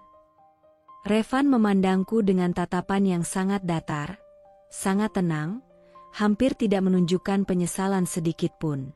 Ini bukan apa-apa, Laras, jawabnya. Suara itu begitu datar, seperti aku hanyalah orang asing yang baru masuk ke dalam kehidupannya. Ini hanya sebuah kesalahan. Ia berkata dengan nada yang entah bagaimana membuatku merasa seperti aku yang salah karena merasa terluka. Kesalahan? Aku merasa mulutku mengering, tapi kata-kata itu keluar begitu saja. Kamu sudah berhubungan dengannya, Revan. Itu bukan kesalahan. Itu sebuah pengkhianatan. Aku bisa merasakan darahku mendidih. Pengkhianatan, kata itu berputar-putar di kepalaku. Aku merasa begitu sakit, begitu tercabik-cabik oleh kenyataan yang baru saja kutemui. Aku yang selalu berusaha memberikan yang terbaik untuknya, aku yang rela menahan segala hinaan dari keluarganya, kini harus menerima kenyataan ini. Revan menghela napas panjang, seolah dia lelah menjelaskan sesuatu yang seharusnya tidak perlu dijelaskan. Laras, kamu tahu kan? Dia lebih pantas untukku. Dia lebih mengerti apa yang aku butuhkan. Aku terdiam sejenak, mencoba mencerna kata-kata itu. Dia lebih pantas? Aku hampir tidak bisa mempercayai apa yang baru saja kudengar. Apa maksudmu? Kamu bilang dia lebih pantas daripada aku. Aku menatapnya dengan mata yang mulai basah. Semua yang selama ini kulakukan untuk hubungan ini, untuk pernikahan kami, seolah runtuh dalam sekejap. Aku merasa kosong. Hampa. Seperti aku telah membuang seluruh bahagiaku untuk seseorang yang tidak pernah benar-benar menghargai apa yang telah aku berikan. Revan berdiri, mendekat, mencoba meraih tanganku, tetapi aku menariknya menjauh. Laras, aku hanya ingin yang terbaik. Kami sudah berbeda. Kamu terlalu sederhana untukku. Dia tahu apa yang aku inginkan, apa yang aku butuhkan. Aku merasa tubuhku lemas, seolah kekuatan yang selama ini aku miliki hilang begitu saja. Jadi selama ini, aku hanya sebuah kewajiban buatmu? Aku hanya tidak cukup? Tanyaku, suaraku hampir pecah. Aku tidak pernah mengeluh, Revan. Aku tidak pernah meminta banyak. Aku hanya ingin kamu melihat aku, menghargai aku, seperti aku menghargaimu. Revan menatapku, matanya sedikit tajam, tetapi ada kesan bahwa ia sudah tidak lagi peduli. Laras, kamu terlalu cemas dengan hal-hal kecil. Dia lebih memahami dunia ini, lebih bisa bersaing denganku. Sedangkan kamu hanya terus berusaha membahagiakan aku tanpa tahu apa yang sebenarnya aku inginkan. Setiap kata-katanya seperti cambukan yang menggores dalam-dalam di hatiku. Dia lebih mengerti apa yang aku butuhkan. Kata-kata itu semakin dalam menghujam. Seolah aku ini bukan siapa-siapa, hanya seorang wanita yang tak tahu apa-apa. Aku merasa terhina. Tidak hanya oleh perbuatannya, tetapi juga dengan cara dia berbicara, seperti aku hanya menjadi beban yang tak pantas bersamanya. Aku menatapnya dengan mata yang mulai berkelip-kelip, karena air mata yang sulit kucegah. Jadi kamu memilih dia, Revan? Aku berusaha menahan tangisku, tapi percuma. Kamu memilih dia, dan menganggap aku tidak cukup untukmu. Revan tidak menjawab langsung. Ia hanya mendengus pelan dan mengalihkan pandangannya. Kamu tahu kan, aku sudah banyak sabar denganmu. Tapi aku butuh lebih dari itu. Aku butuh seseorang yang lebih seimbang dengan kehidupanku. Hatiku hancur. Setiap kata yang keluar dari mulutnya seperti racun yang perlahan membunuh segala rasa cinta yang ada dalam diriku. Aku merasa terasing dalam rumah yang seharusnya penuh dengan cinta. Aku merasa dicampakkan begitu saja, setelah semua yang aku berikan. Aku menarik napas panjang, mencoba mengumpulkan sisa-sisa keberanianku. Kamu tidak pantas mendapatkan aku, Revan, kataku, suaraku kini bergetar, tetapi penuh tekad. Aku mungkin tidak sempurna, aku mungkin bukan yang terbaik, tapi aku cukup untuk diriku sendiri. Aku tidak akan membiarkan diriku terus dihancurkan oleh pengkhianatan ini. Aku berbalik dan berjalan menuju pintu. Namun sebelum aku keluar, aku sempat menoleh ke arahnya. Jangan pernah mencari aku lagi, kataku pelan, dengan tatapan yang penuh kebencian dan kesedihan. Aku akan pergi, dan kali ini, aku akan mencari kebahagiaanku sendiri. Aku menutup pintu itu dengan hati yang hancur, tetapi dengan tekad yang lebih kuat dari sebelumnya. Revan sudah tidak ada lagi dalam hidupku. Setidaknya, aku akan menemukan kembali siapa diriku tanpa dia. Kehidupan yang sudah penuh dengan kepalsuan dan pengkhianatan semakin buruk saja. Setelah kejadian malam itu, aku merasa diriku terperosok lebih dalam ke dalam jurang kesedihan. Revan, suamiku, semakin menunjukkan siapa dirinya yang sebenarnya, dan kenyataan itu semakin membuat hatiku hancur. Tapi, yang lebih menyakitkan dari segala yang terjadi adalah kenyataan bahwa ibuku, perempuan yang telah menghabiskan seluruh hidupnya untuk aku, yang selalu mengorbankan segalanya demi kebahagiaanku, kini tengah berjuang melawan sakit yang disebabkan oleh beban berat yang ia tanggung. Aku mendengar kabar itu dari salah satu saudara perempuanku lewat telepon. Suaranya terdengar cemas dan terkejut. "Laras, ibu jatuh sakit. Dokter bilang, ini karena stres. Ibu sangat terpukul setelah kejadian kemarin. Dia nggak bisa berhenti menangis." Hatiku seolah terhimpit sebuah batu besar yang membuat napasku sesak. Bagaimana bisa ibu, yang selalu kuat dan penuh cinta, kini terpuruk begitu dalam karena tekanan yang diberikan oleh orang-orang yang seharusnya menyayanginya?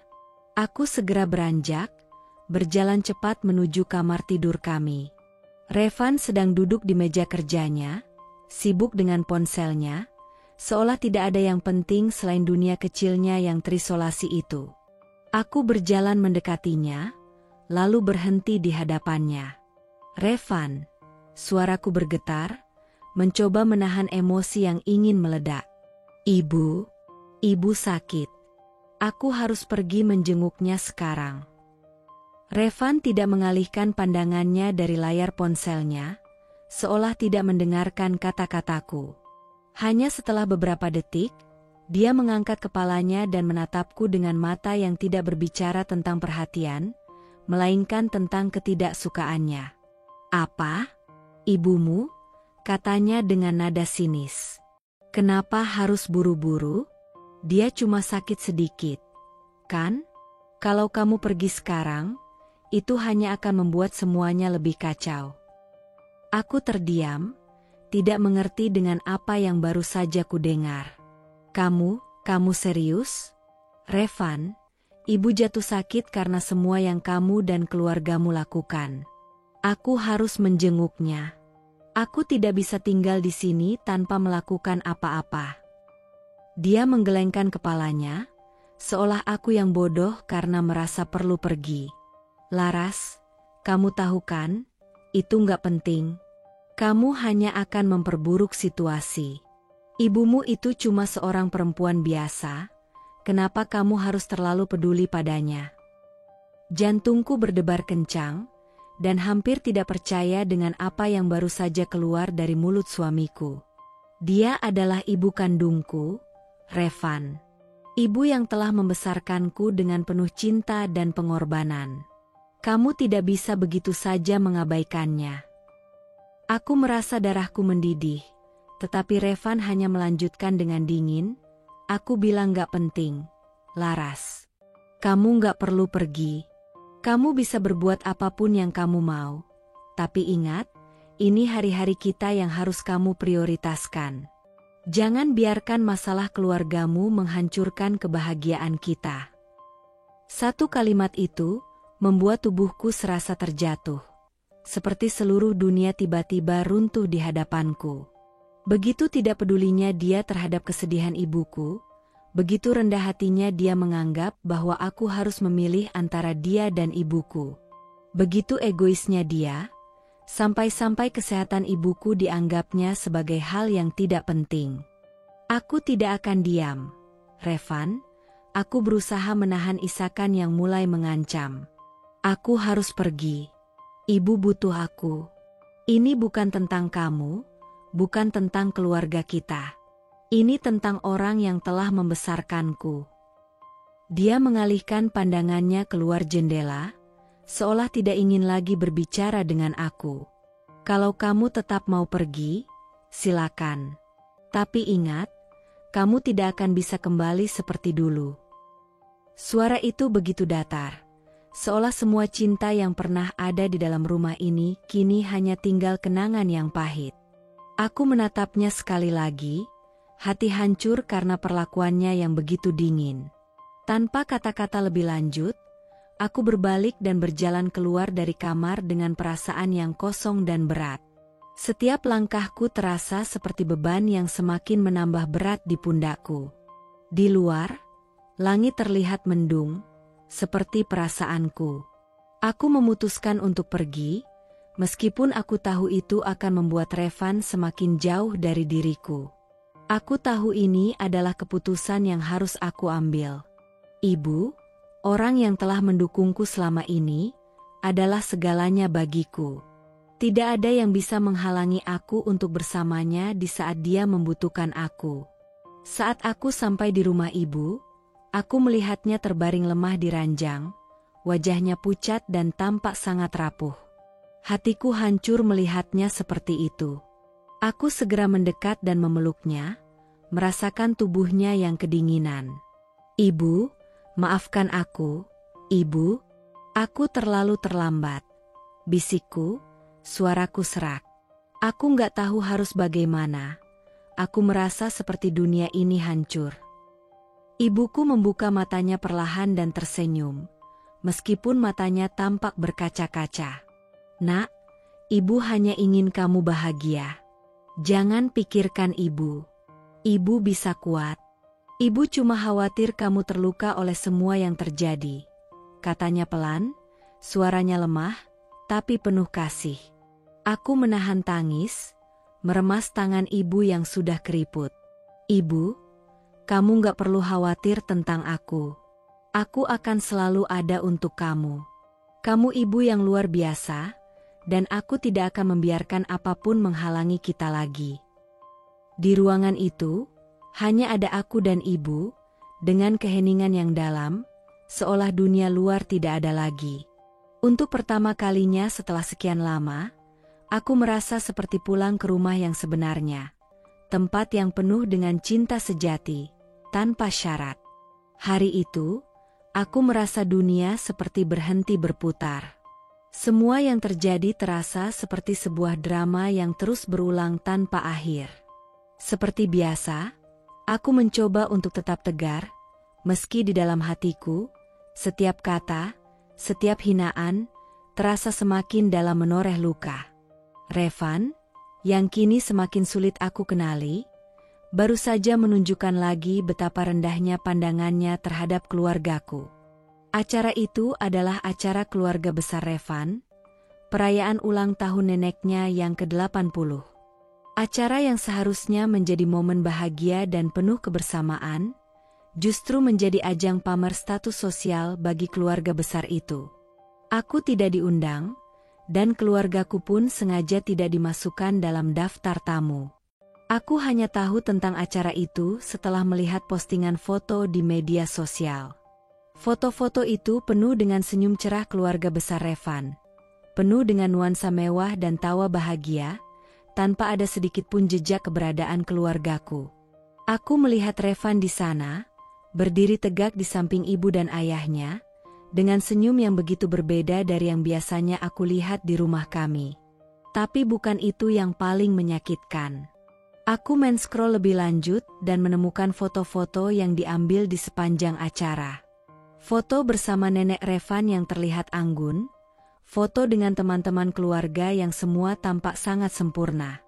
Dan kemudian, ada beberapa caption yang menggelitik hati, seperti yang baru saja aku temui di timeline Instagram.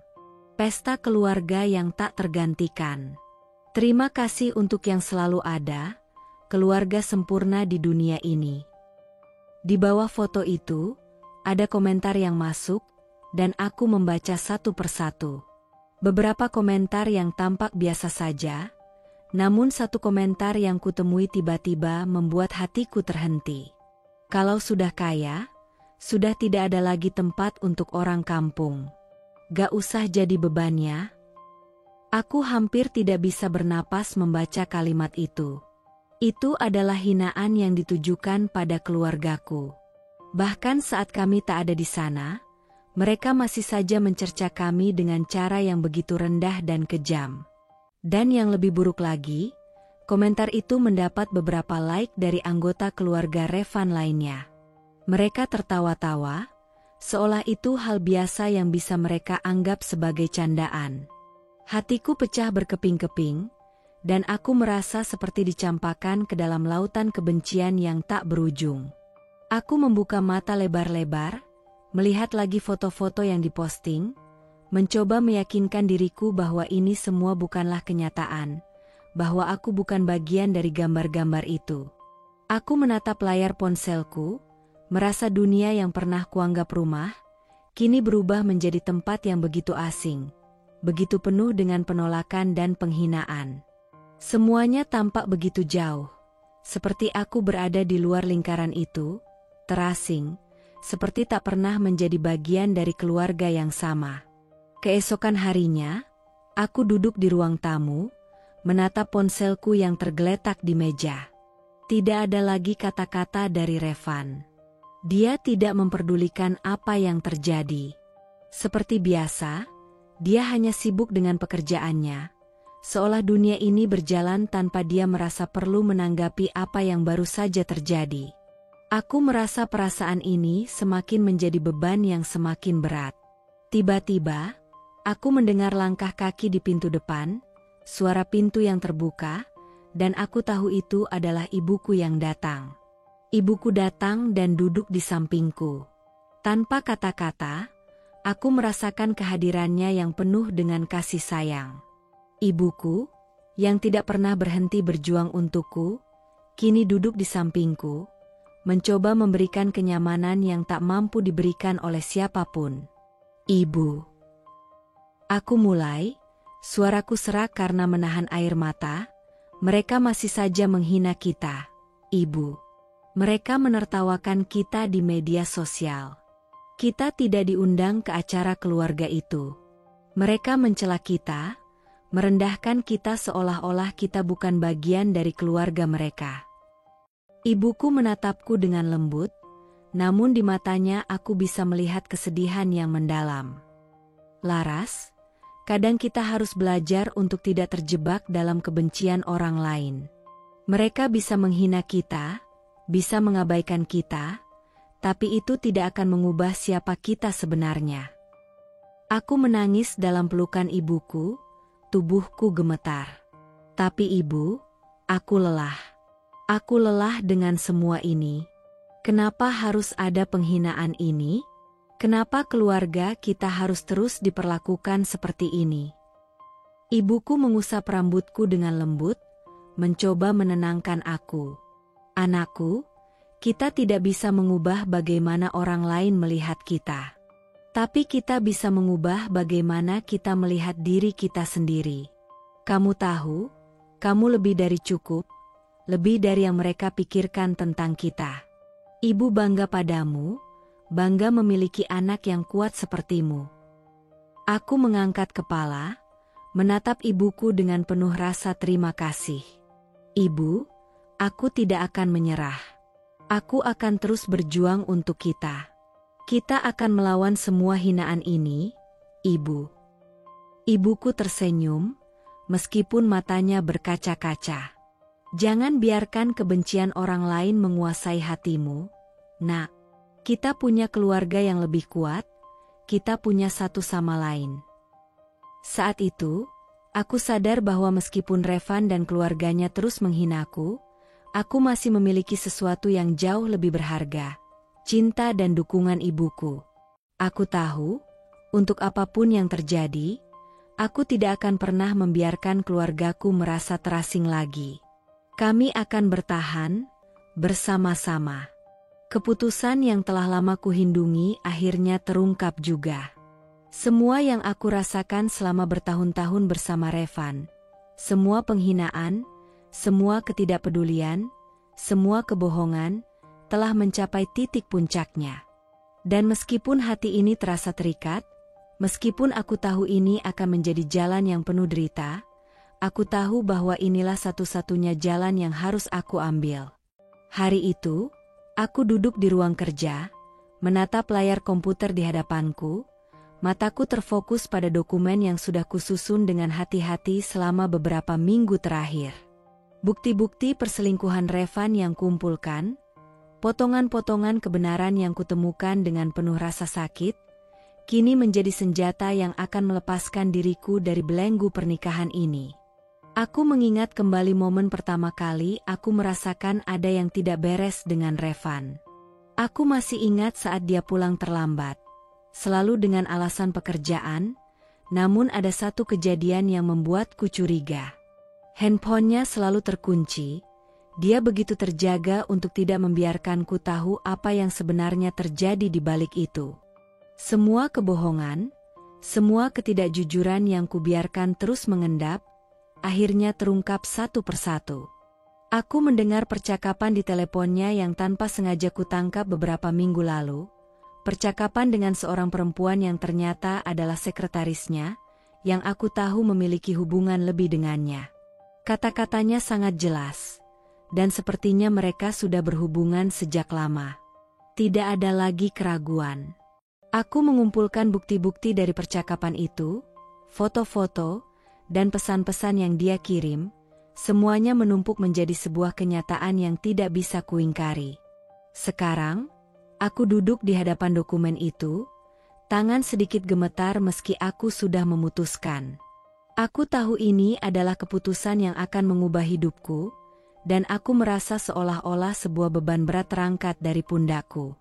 Ini adalah titik balik, bukan hanya untuk melindungi diriku sendiri, tapi juga untuk mengakhiri kebohongan yang selama ini mengekang hidupku. Aku mengangkat telepon, dan menelpon pengacara yang sudah aku hubungi sebelumnya. Saya sudah siap untuk menggugat cerai, kataku dengan suara yang tegas, meski hatiku berdebar hebat. Ini sudah cukup. Saya tidak bisa terus hidup dalam kebohongan ini.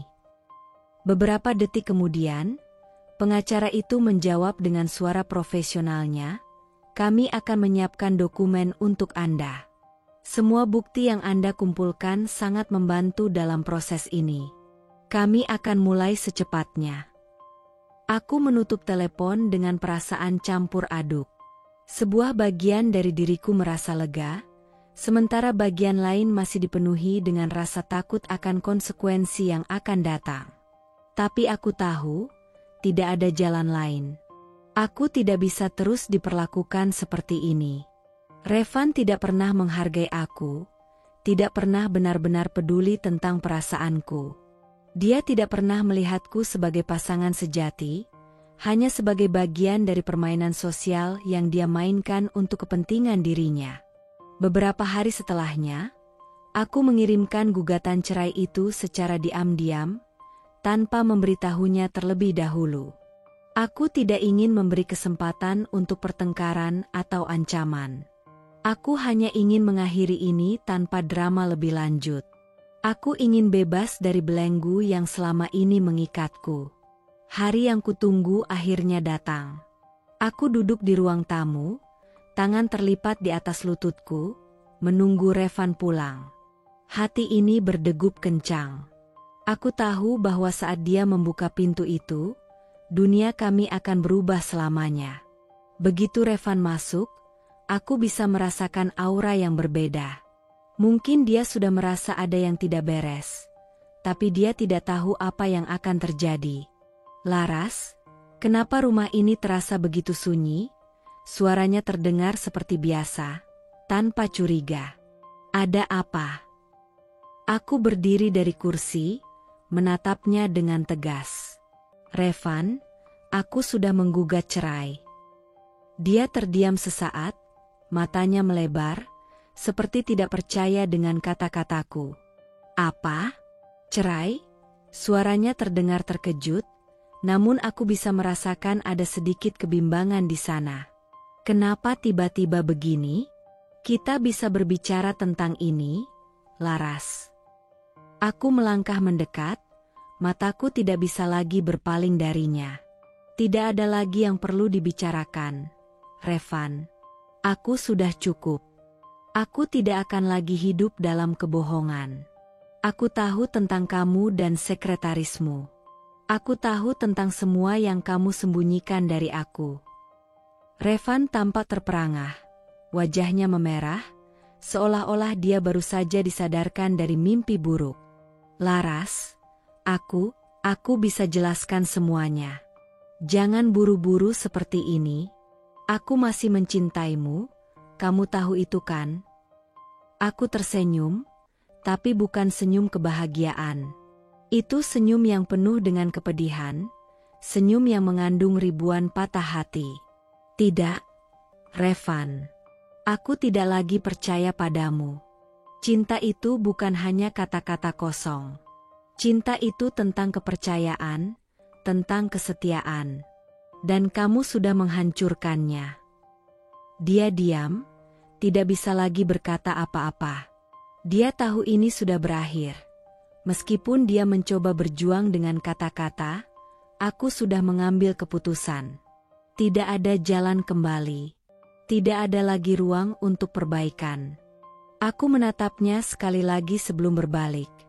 Meninggalkannya dengan luka yang harus dia tanggung sendiri.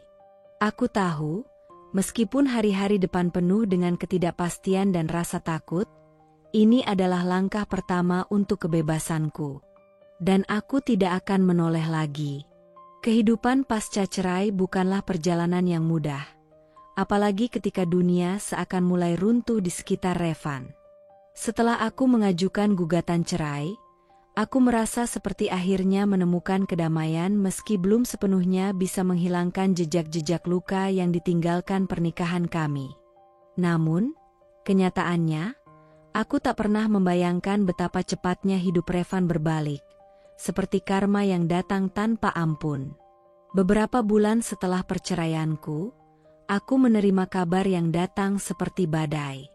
Revan, yang dulu selalu merasa aman dalam kemewahan dan status sosialnya yang tinggi, tiba-tiba mendapati dirinya terjebak dalam pusaran kehancuran. Bisnis yang dulu berdiri megah di bawah namanya kini terancam bangkrut. Semua berawal dari sekretaris yang selama ini begitu dia percayai, wanita yang sempat menjadi sumber kebahagiaan dan kekuasaannya, ternyata mengkhianatinya dengan cara yang paling keji. Aku masih ingat jelas saat aku pertama kali mendengar kabar itu, dari teman-teman lama yang dulu selalu berada di sekitar keluarga Revan. Laras, kamu dengar nggak? Revan bisnisnya bangkrut. Sekretarisnya malah bawa kabur uang perusahaan. Hancur semuanya, ujar teman lama yang menghubungiku. Nggak cuma itu, loh ada skandal besar. Katanya ada korupsi yang melibatkan keluarga dia. Semua orang pada ngomongin dia sekarang. Pernyataannya terasa seperti pukulan telak yang langsung menghantam kepalaku. Aku terdiam beberapa saat, mencoba mencerna apa yang baru saja kudengar. Revan, yang selama ini selalu memandang rendah orang-orang seperti kami, kini malah terjerat dalam jebakan yang dia buat sendiri. Aku tidak merasa senang dengan kekalahan ini, tapi aku tak bisa menahan perasaan lega yang sedikit demi sedikit mulai meresap. Apa yang selama ini dia lakukan padaku, pada ibuku, kini datang kembali kepadanya. Hari-hari berlalu, dan beritanya semakin buruk. Setiap kali aku membuka media sosial, selalu ada kabar baru tentang kebangkrutan perusahaan Revan. Surat kabar menulis tentang bagaimana sekretaris yang dulu dipercaya itu telah menggelapkan uang dalam jumlah yang sangat besar, dan bagaimana hal itu menyebabkan keruntuhan finansial yang tidak bisa lagi diselamatkan. Revan yang dulu bangga dengan posisinya di dunia sosialita kini, menjadi bahan pembicaraan setiap kali acara-acara elit digelar. Ia dihindari oleh banyak orang. Semua pertemanan yang selama ini ia bangun di dunia mewah itu runtuh begitu saja. Salah satu teman lama dari keluarga besar Revan, yang dulu selalu menjauhkan diri dariku, akhirnya menghubungiku. Laras, maaf ya kalau aku dulu pernah sikap nggak baik sama kamu. Aku cuma mau bilang, Revan sekarang bener-bener jatuh banget. Semua orang sekarang ngomongin dia, dan gak ada yang mau berhubungan lagi sama dia. Itu semua gara-gara skandal yang ada di perusahaan dia. Semua yang dia bangun sekarang hancur, bahkan banyak yang mulai angkat bicara soal korupsi. Aku tidak merasa senang dengan kabar itu, meskipun ada sedikit rasa puas yang tak bisa kupungkiri. Revan, yang dulu menganggap aku sebagai sosok yang tak berarti, kini harus menghadapi kenyataan bahwa semua kebanggaannya telah runtuh dalam sekejap. Mungkin dia merasa hidupnya masih bisa dipulihkan, tapi aku tahu, untuk seorang pria yang hidup di dunia semewah itu, jatuh seperti ini akan jauh lebih memalukan daripada yang dia bayangkan. Lalu, ada kabar yang lebih mengejutkan lagi, skandal tentang keluarga Revan yang mencuat ke permukaan. Salah satu sumber dari dalam perusahaannya mengungkapkan bahwa ada praktik korupsi besar yang telah dilakukan oleh beberapa orang di dalam keluarga Revan. Uang-uang yang seharusnya digunakan untuk membangun perusahaan malah disalahgunakan. Berita itu menyebar dengan cepat, dan dalam sekejap, nama baik keluarga Revan tercemar. Media sosial dipenuhi dengan komentar sinis. Orang-orang yang dulunya menghormatinya kini merendahkan dia. Aku tak tahu apa yang ada dalam pikirannya saat itu. Apakah dia merasa marah atau merasa terperangkap dalam takdir yang tak bisa dia hindari? Yang aku tahu, Revan sekarang menghadapi kenyataan pahit. Dunia yang dulu dia banggakan kini berubah menjadi penjara sosial. Semua status sosial yang dia perjuangkan dengan keras untuk dipertahankan selama ini kini hancur dalam sekejap. Namun, meski begitu, aku tak ingin terjebak dalam rasa kemenangan yang kosong. Ya, mungkin kehidupan Revan hancur, dan mungkin dia merasakan kepahitan yang selama ini aku rasakan, tapi aku tahu, perasaan itu bukanlah yang seharusnya membuatku bahagia. Aku tidak ingin menjadi orang yang berbalas dendam dengan melihat orang lain jatuh. Aku hanya ingin bebas.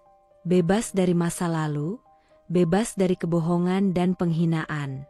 Hari-hari yang lalu terasa berat, penuh dengan emosi yang tak pernah selesai, namun akhirnya aku merasakan sedikit kedamaian. Tidak ada lagi Revan yang memanipulasi atau merendahkan aku. Tidak ada lagi kehidupan palsu yang harus kutanggung. Aku bisa kembali mengatur hidupku, meskipun jalan itu masih panjang dan penuh tantangan.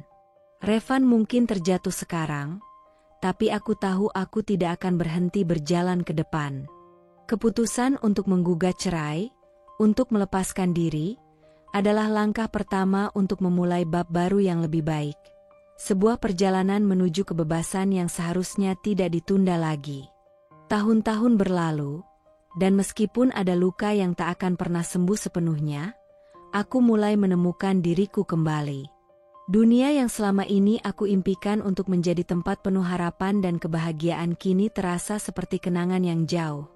Seiring aku membuka lembaran baru dalam hidupku, aku menemukan kekuatan yang lebih dari yang aku bayangkan, berkat dukungan orang-orang baik yang tidak hanya melihat masa lalu kelamku, tetapi juga percaya pada masa depan yang aku perjuangkan. Aku membangun usahaku sendiri, langkah demi langkah, mulai dari yang kecil, dan akhirnya meraih kesuksesan yang aku sendiri tak pernah kubayangkan. Semuanya terasa seperti perjalanan panjang menuju kebebasan. Aku kini bisa berdiri di atas kakiku sendiri, dengan usaha yang aku banggakan, dengan integritas yang kubangun dengan keringat dan kerja keras. Bisnis yang kubangun berkembang pesat, dan aku merasa semakin kuat setiap hari. Aku tak lagi terikat pada masa lalu, pada semua yang pernah dilakukan Revan untuk merendahkan aku dan ibuku. Kami, aku dan ibuku, berdiri kokoh, mengukir jalan kami sendiri. Hari itu tiba. Sebuah acara reuni bergengsi yang dihadiri oleh para sosialita terkenal, yang dulu selalu berada dalam lingkaran kehidupan Revan, kini menjadi kesempatan untuk menunjukkan pada mereka bahwa hidupku jauh lebih baik tanpa mereka. Aku tahu, ini adalah waktu yang tepat untuk menunjukkan pada dunia, bahwa aku bukan hanya sekadar istri yang pernah dipermalukan, tapi seorang wanita yang mampu mengubah hidupnya. Aku mengenakan gaun malam berwarna merah anggur yang anggun, dengan rambut yang tergerai rapi, dan wajah yang penuh percaya diri. Ibuku di sampingku, mengenakan kebaya modern berwarna emas. Wajahnya kini terlihat lebih muda dan sehat, jauh dari sosok wanita yang dulu selalu tertekan dan dilukai. Dia tersenyum dengan penuh kebanggaan, jauh dari bayang-bayang rasa sakit yang dulu selalu ia sembunyikan demi aku. Kini, dia berdiri dengan kepala tegak, sebagai ibu yang bangga atas perjalanan hidup kami. Begitu kami masuk ke dalam ruangan yang megah itu, semua mata tertuju pada kami. Aku bisa merasakan bisikan-bisikan yang terhenti begitu kami melangkah lebih dalam. Beberapa orang tampak terkejut, tak percaya bahwa aku, yang dulu dianggap rendah, kini hadir dengan aura yang tak bisa mereka pungkiri. Aku bisa melihat beberapa wajah yang dulu memandang kami dengan sebelah mata, kini hanya bisa terdiam. Mereka pasti tak menyangka aku akan berada di sini, di tengah-tengah mereka, dengan status yang lebih tinggi dari mereka yang dulu menindasku. Kemudian, datanglah dia, Revan. Aku tak bisa menahan senyum tipis di wajahku saat melihatnya masuk ke dalam ruangan. Revan datang dengan pakaian yang jauh lebih sederhana, tidak lagi mengenakan jas mewah atau pakaian dari desainer ternama. Wajahnya terlihat lusuh, rambutnya sedikit acak-acakan, dan dari cara berjalan, aku bisa merasakan bagaimana dia merasa begitu kehilangan. Terlihat jelas bahwa hidupnya tidak lagi semewah dulu. Wajahnya yang dulu selalu penuh dengan rasa percaya diri kini, dipenuhi dengan rasa malu yang memancar dari setiap gerak tubuhnya. Di belakangnya, ada beberapa orang yang tampak seperti utang yang tak terbayarkan, mungkin kreditur atau rekan bisnis yang kini menjadi bayang-bayang gelap dalam hidupnya. Aku tak bisa menahan rasa puas yang datang begitu saja. Begitu aku melihat Revan, aku tahu bahwa saat ini, hidupku lebih berharga dari semua yang pernah dia berikan, lebih kuat dari semua penghinaan yang pernah dia lontarkan. Di tengah keramaian, aku memutuskan untuk melangkah ke arah tengah ruangan, tempat yang membuat semua orang terdiam. Aku memegang tangan ibuku erat, lalu berdiri di depan umum, di hadapan semua mata yang mengamati.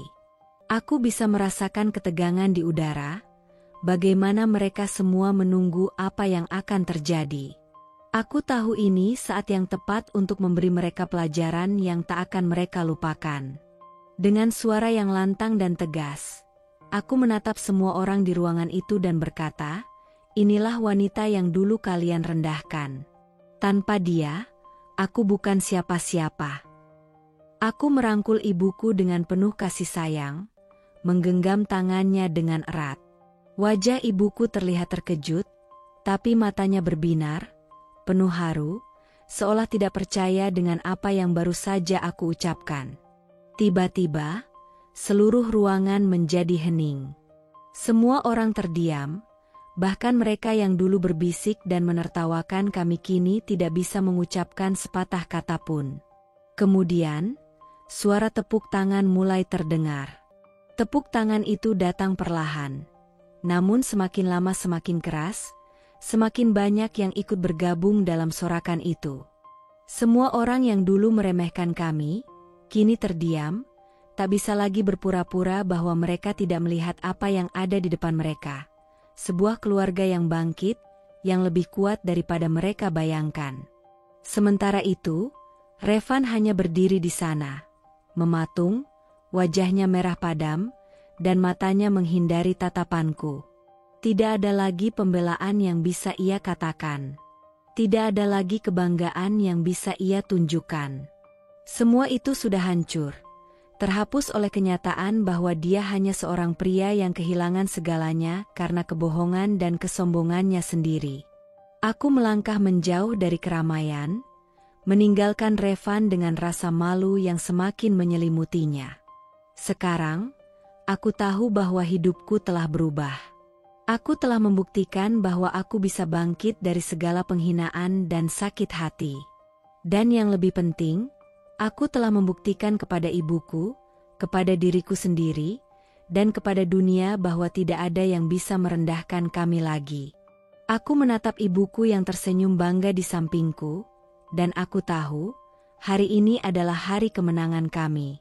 Kami telah memenangkan pertarungan yang tak pernah bisa diukur dengan uang atau status sosial. Kami telah memenangkan kebebasan dan harga diri yang tak ternilai harganya. Revan kini hidup dalam penyesalan yang terus menghantui setiap langkahnya. Setiap pagi, dia terbangun dengan rasa hampa, berusaha keras menutupi kenyataan pahit bahwa dirinya telah kehilangan segalanya, termasuk harga dirinya yang dulu selalu dibanggakan. Kehidupan yang dulunya penuh dengan kemewahan dan kesombongan kini berubah menjadi bayang-bayang gelap yang mengikutinya tanpa henti. Bisnisnya yang hancur, hutang-hutang yang menumpuk, serta hubungan yang terenggangkan satu persatu, semuanya menjadi beban yang semakin berat untuk dia tanggung. Revan, yang dulu selalu merasa lebih tinggi dari orang lain, kini terpuruk dalam kesendirian yang begitu dalam. Tidak ada lagi tawa atau sanjungan yang memujinya, hanya kesepian yang menemaninya sepanjang waktu. Di sisi lain, aku dan ibuku mulai menemukan kebahagiaan yang sesungguhnya. Kami, yang dulu terperangkap dalam belenggu penghinaan dan penindasan, kini hidup bebas. Hidup kami dipenuhi dengan cinta dan kedamaian yang selalu kami dambakan. Bisnisku semakin berkembang, dan aku mulai meraih impian yang selama ini terpendam, jauh di dalam hatiku. Kami tidak lagi bergantung pada orang lain untuk merasakan kebahagiaan, karena kami telah menemukan kekuatan dalam diri kami sendiri. Ibuku, yang dulu sering menahan sakitnya demi aku, kini bisa hidup dengan lebih tenang. Dia tidak lagi tertekan oleh kekejaman dan penghinaan yang datang dari luar, karena dia tahu bahwa kebahagiaan kami sekarang lebih berharga daripada apapun. Setiap senyuman ibuku adalah bukti bahwa kami telah melewati masa-masa sulit itu dengan kepala tegak, dan bahwa cinta dan keberanian kami adalah senjata terbaik yang tidak bisa dihancurkan oleh siapapun. Namun, karma datang dengan cara yang jauh lebih pedih daripada yang pernah aku bayangkan.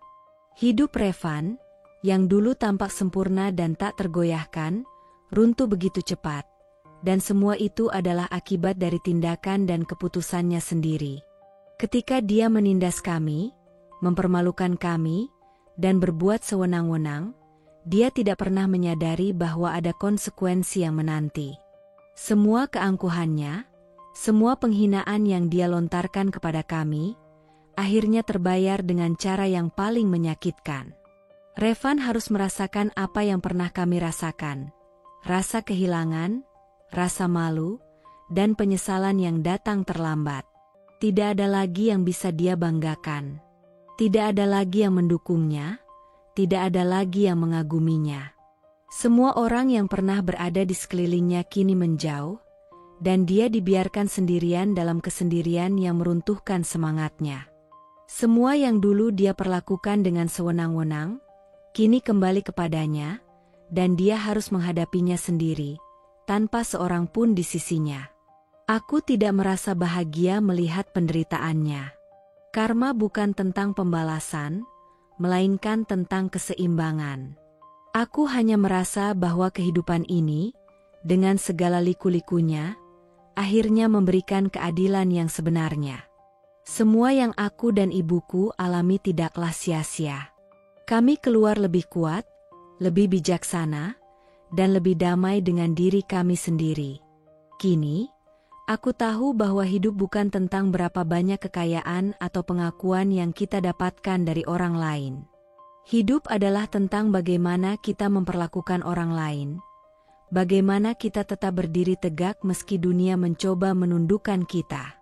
Kami, aku dan ibuku, telah melewati segala cobaan dengan cinta dan keberanian, dan itu adalah kemenangan yang jauh lebih berharga daripada apapun yang pernah dimiliki Revan. Dan di akhir cerita ini, aku hanya bisa menatap langit, berterima kasih kepada takdir yang telah membawa kami pada titik ini. Kebahagiaan sejati tidak datang dari luar, tetapi dari dalam hati kita sendiri. Cinta yang dibangun di atas penghinaan, kesombongan, dan rasa malu terhadap keluarga sendiri tidak pernah bertahan lama. Revan yang pernah merasa paling tinggi, menghina darah dagingku, akhirnya harus menelan pil pahit dari karma yang tidak kenal ampun.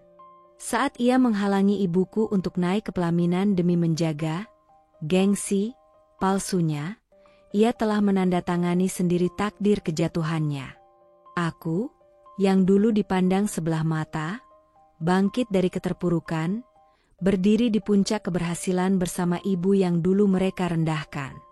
Sedangkan Revan, lelaki bejat itu, hidup dalam kehancuran, terasing, terlilit hutang, dan dikucilkan, memandang dari kejauhan kehidupan bahagia yang tak akan pernah lagi menjadi miliknya. Penyesalannya tak berujung, namun tidak akan pernah bisa menghapus luka dan harga diri yang telah diinjak-injaknya dulu. Aku telah menepati sumpahku, memastikan dia menyesal seumur hidupnya.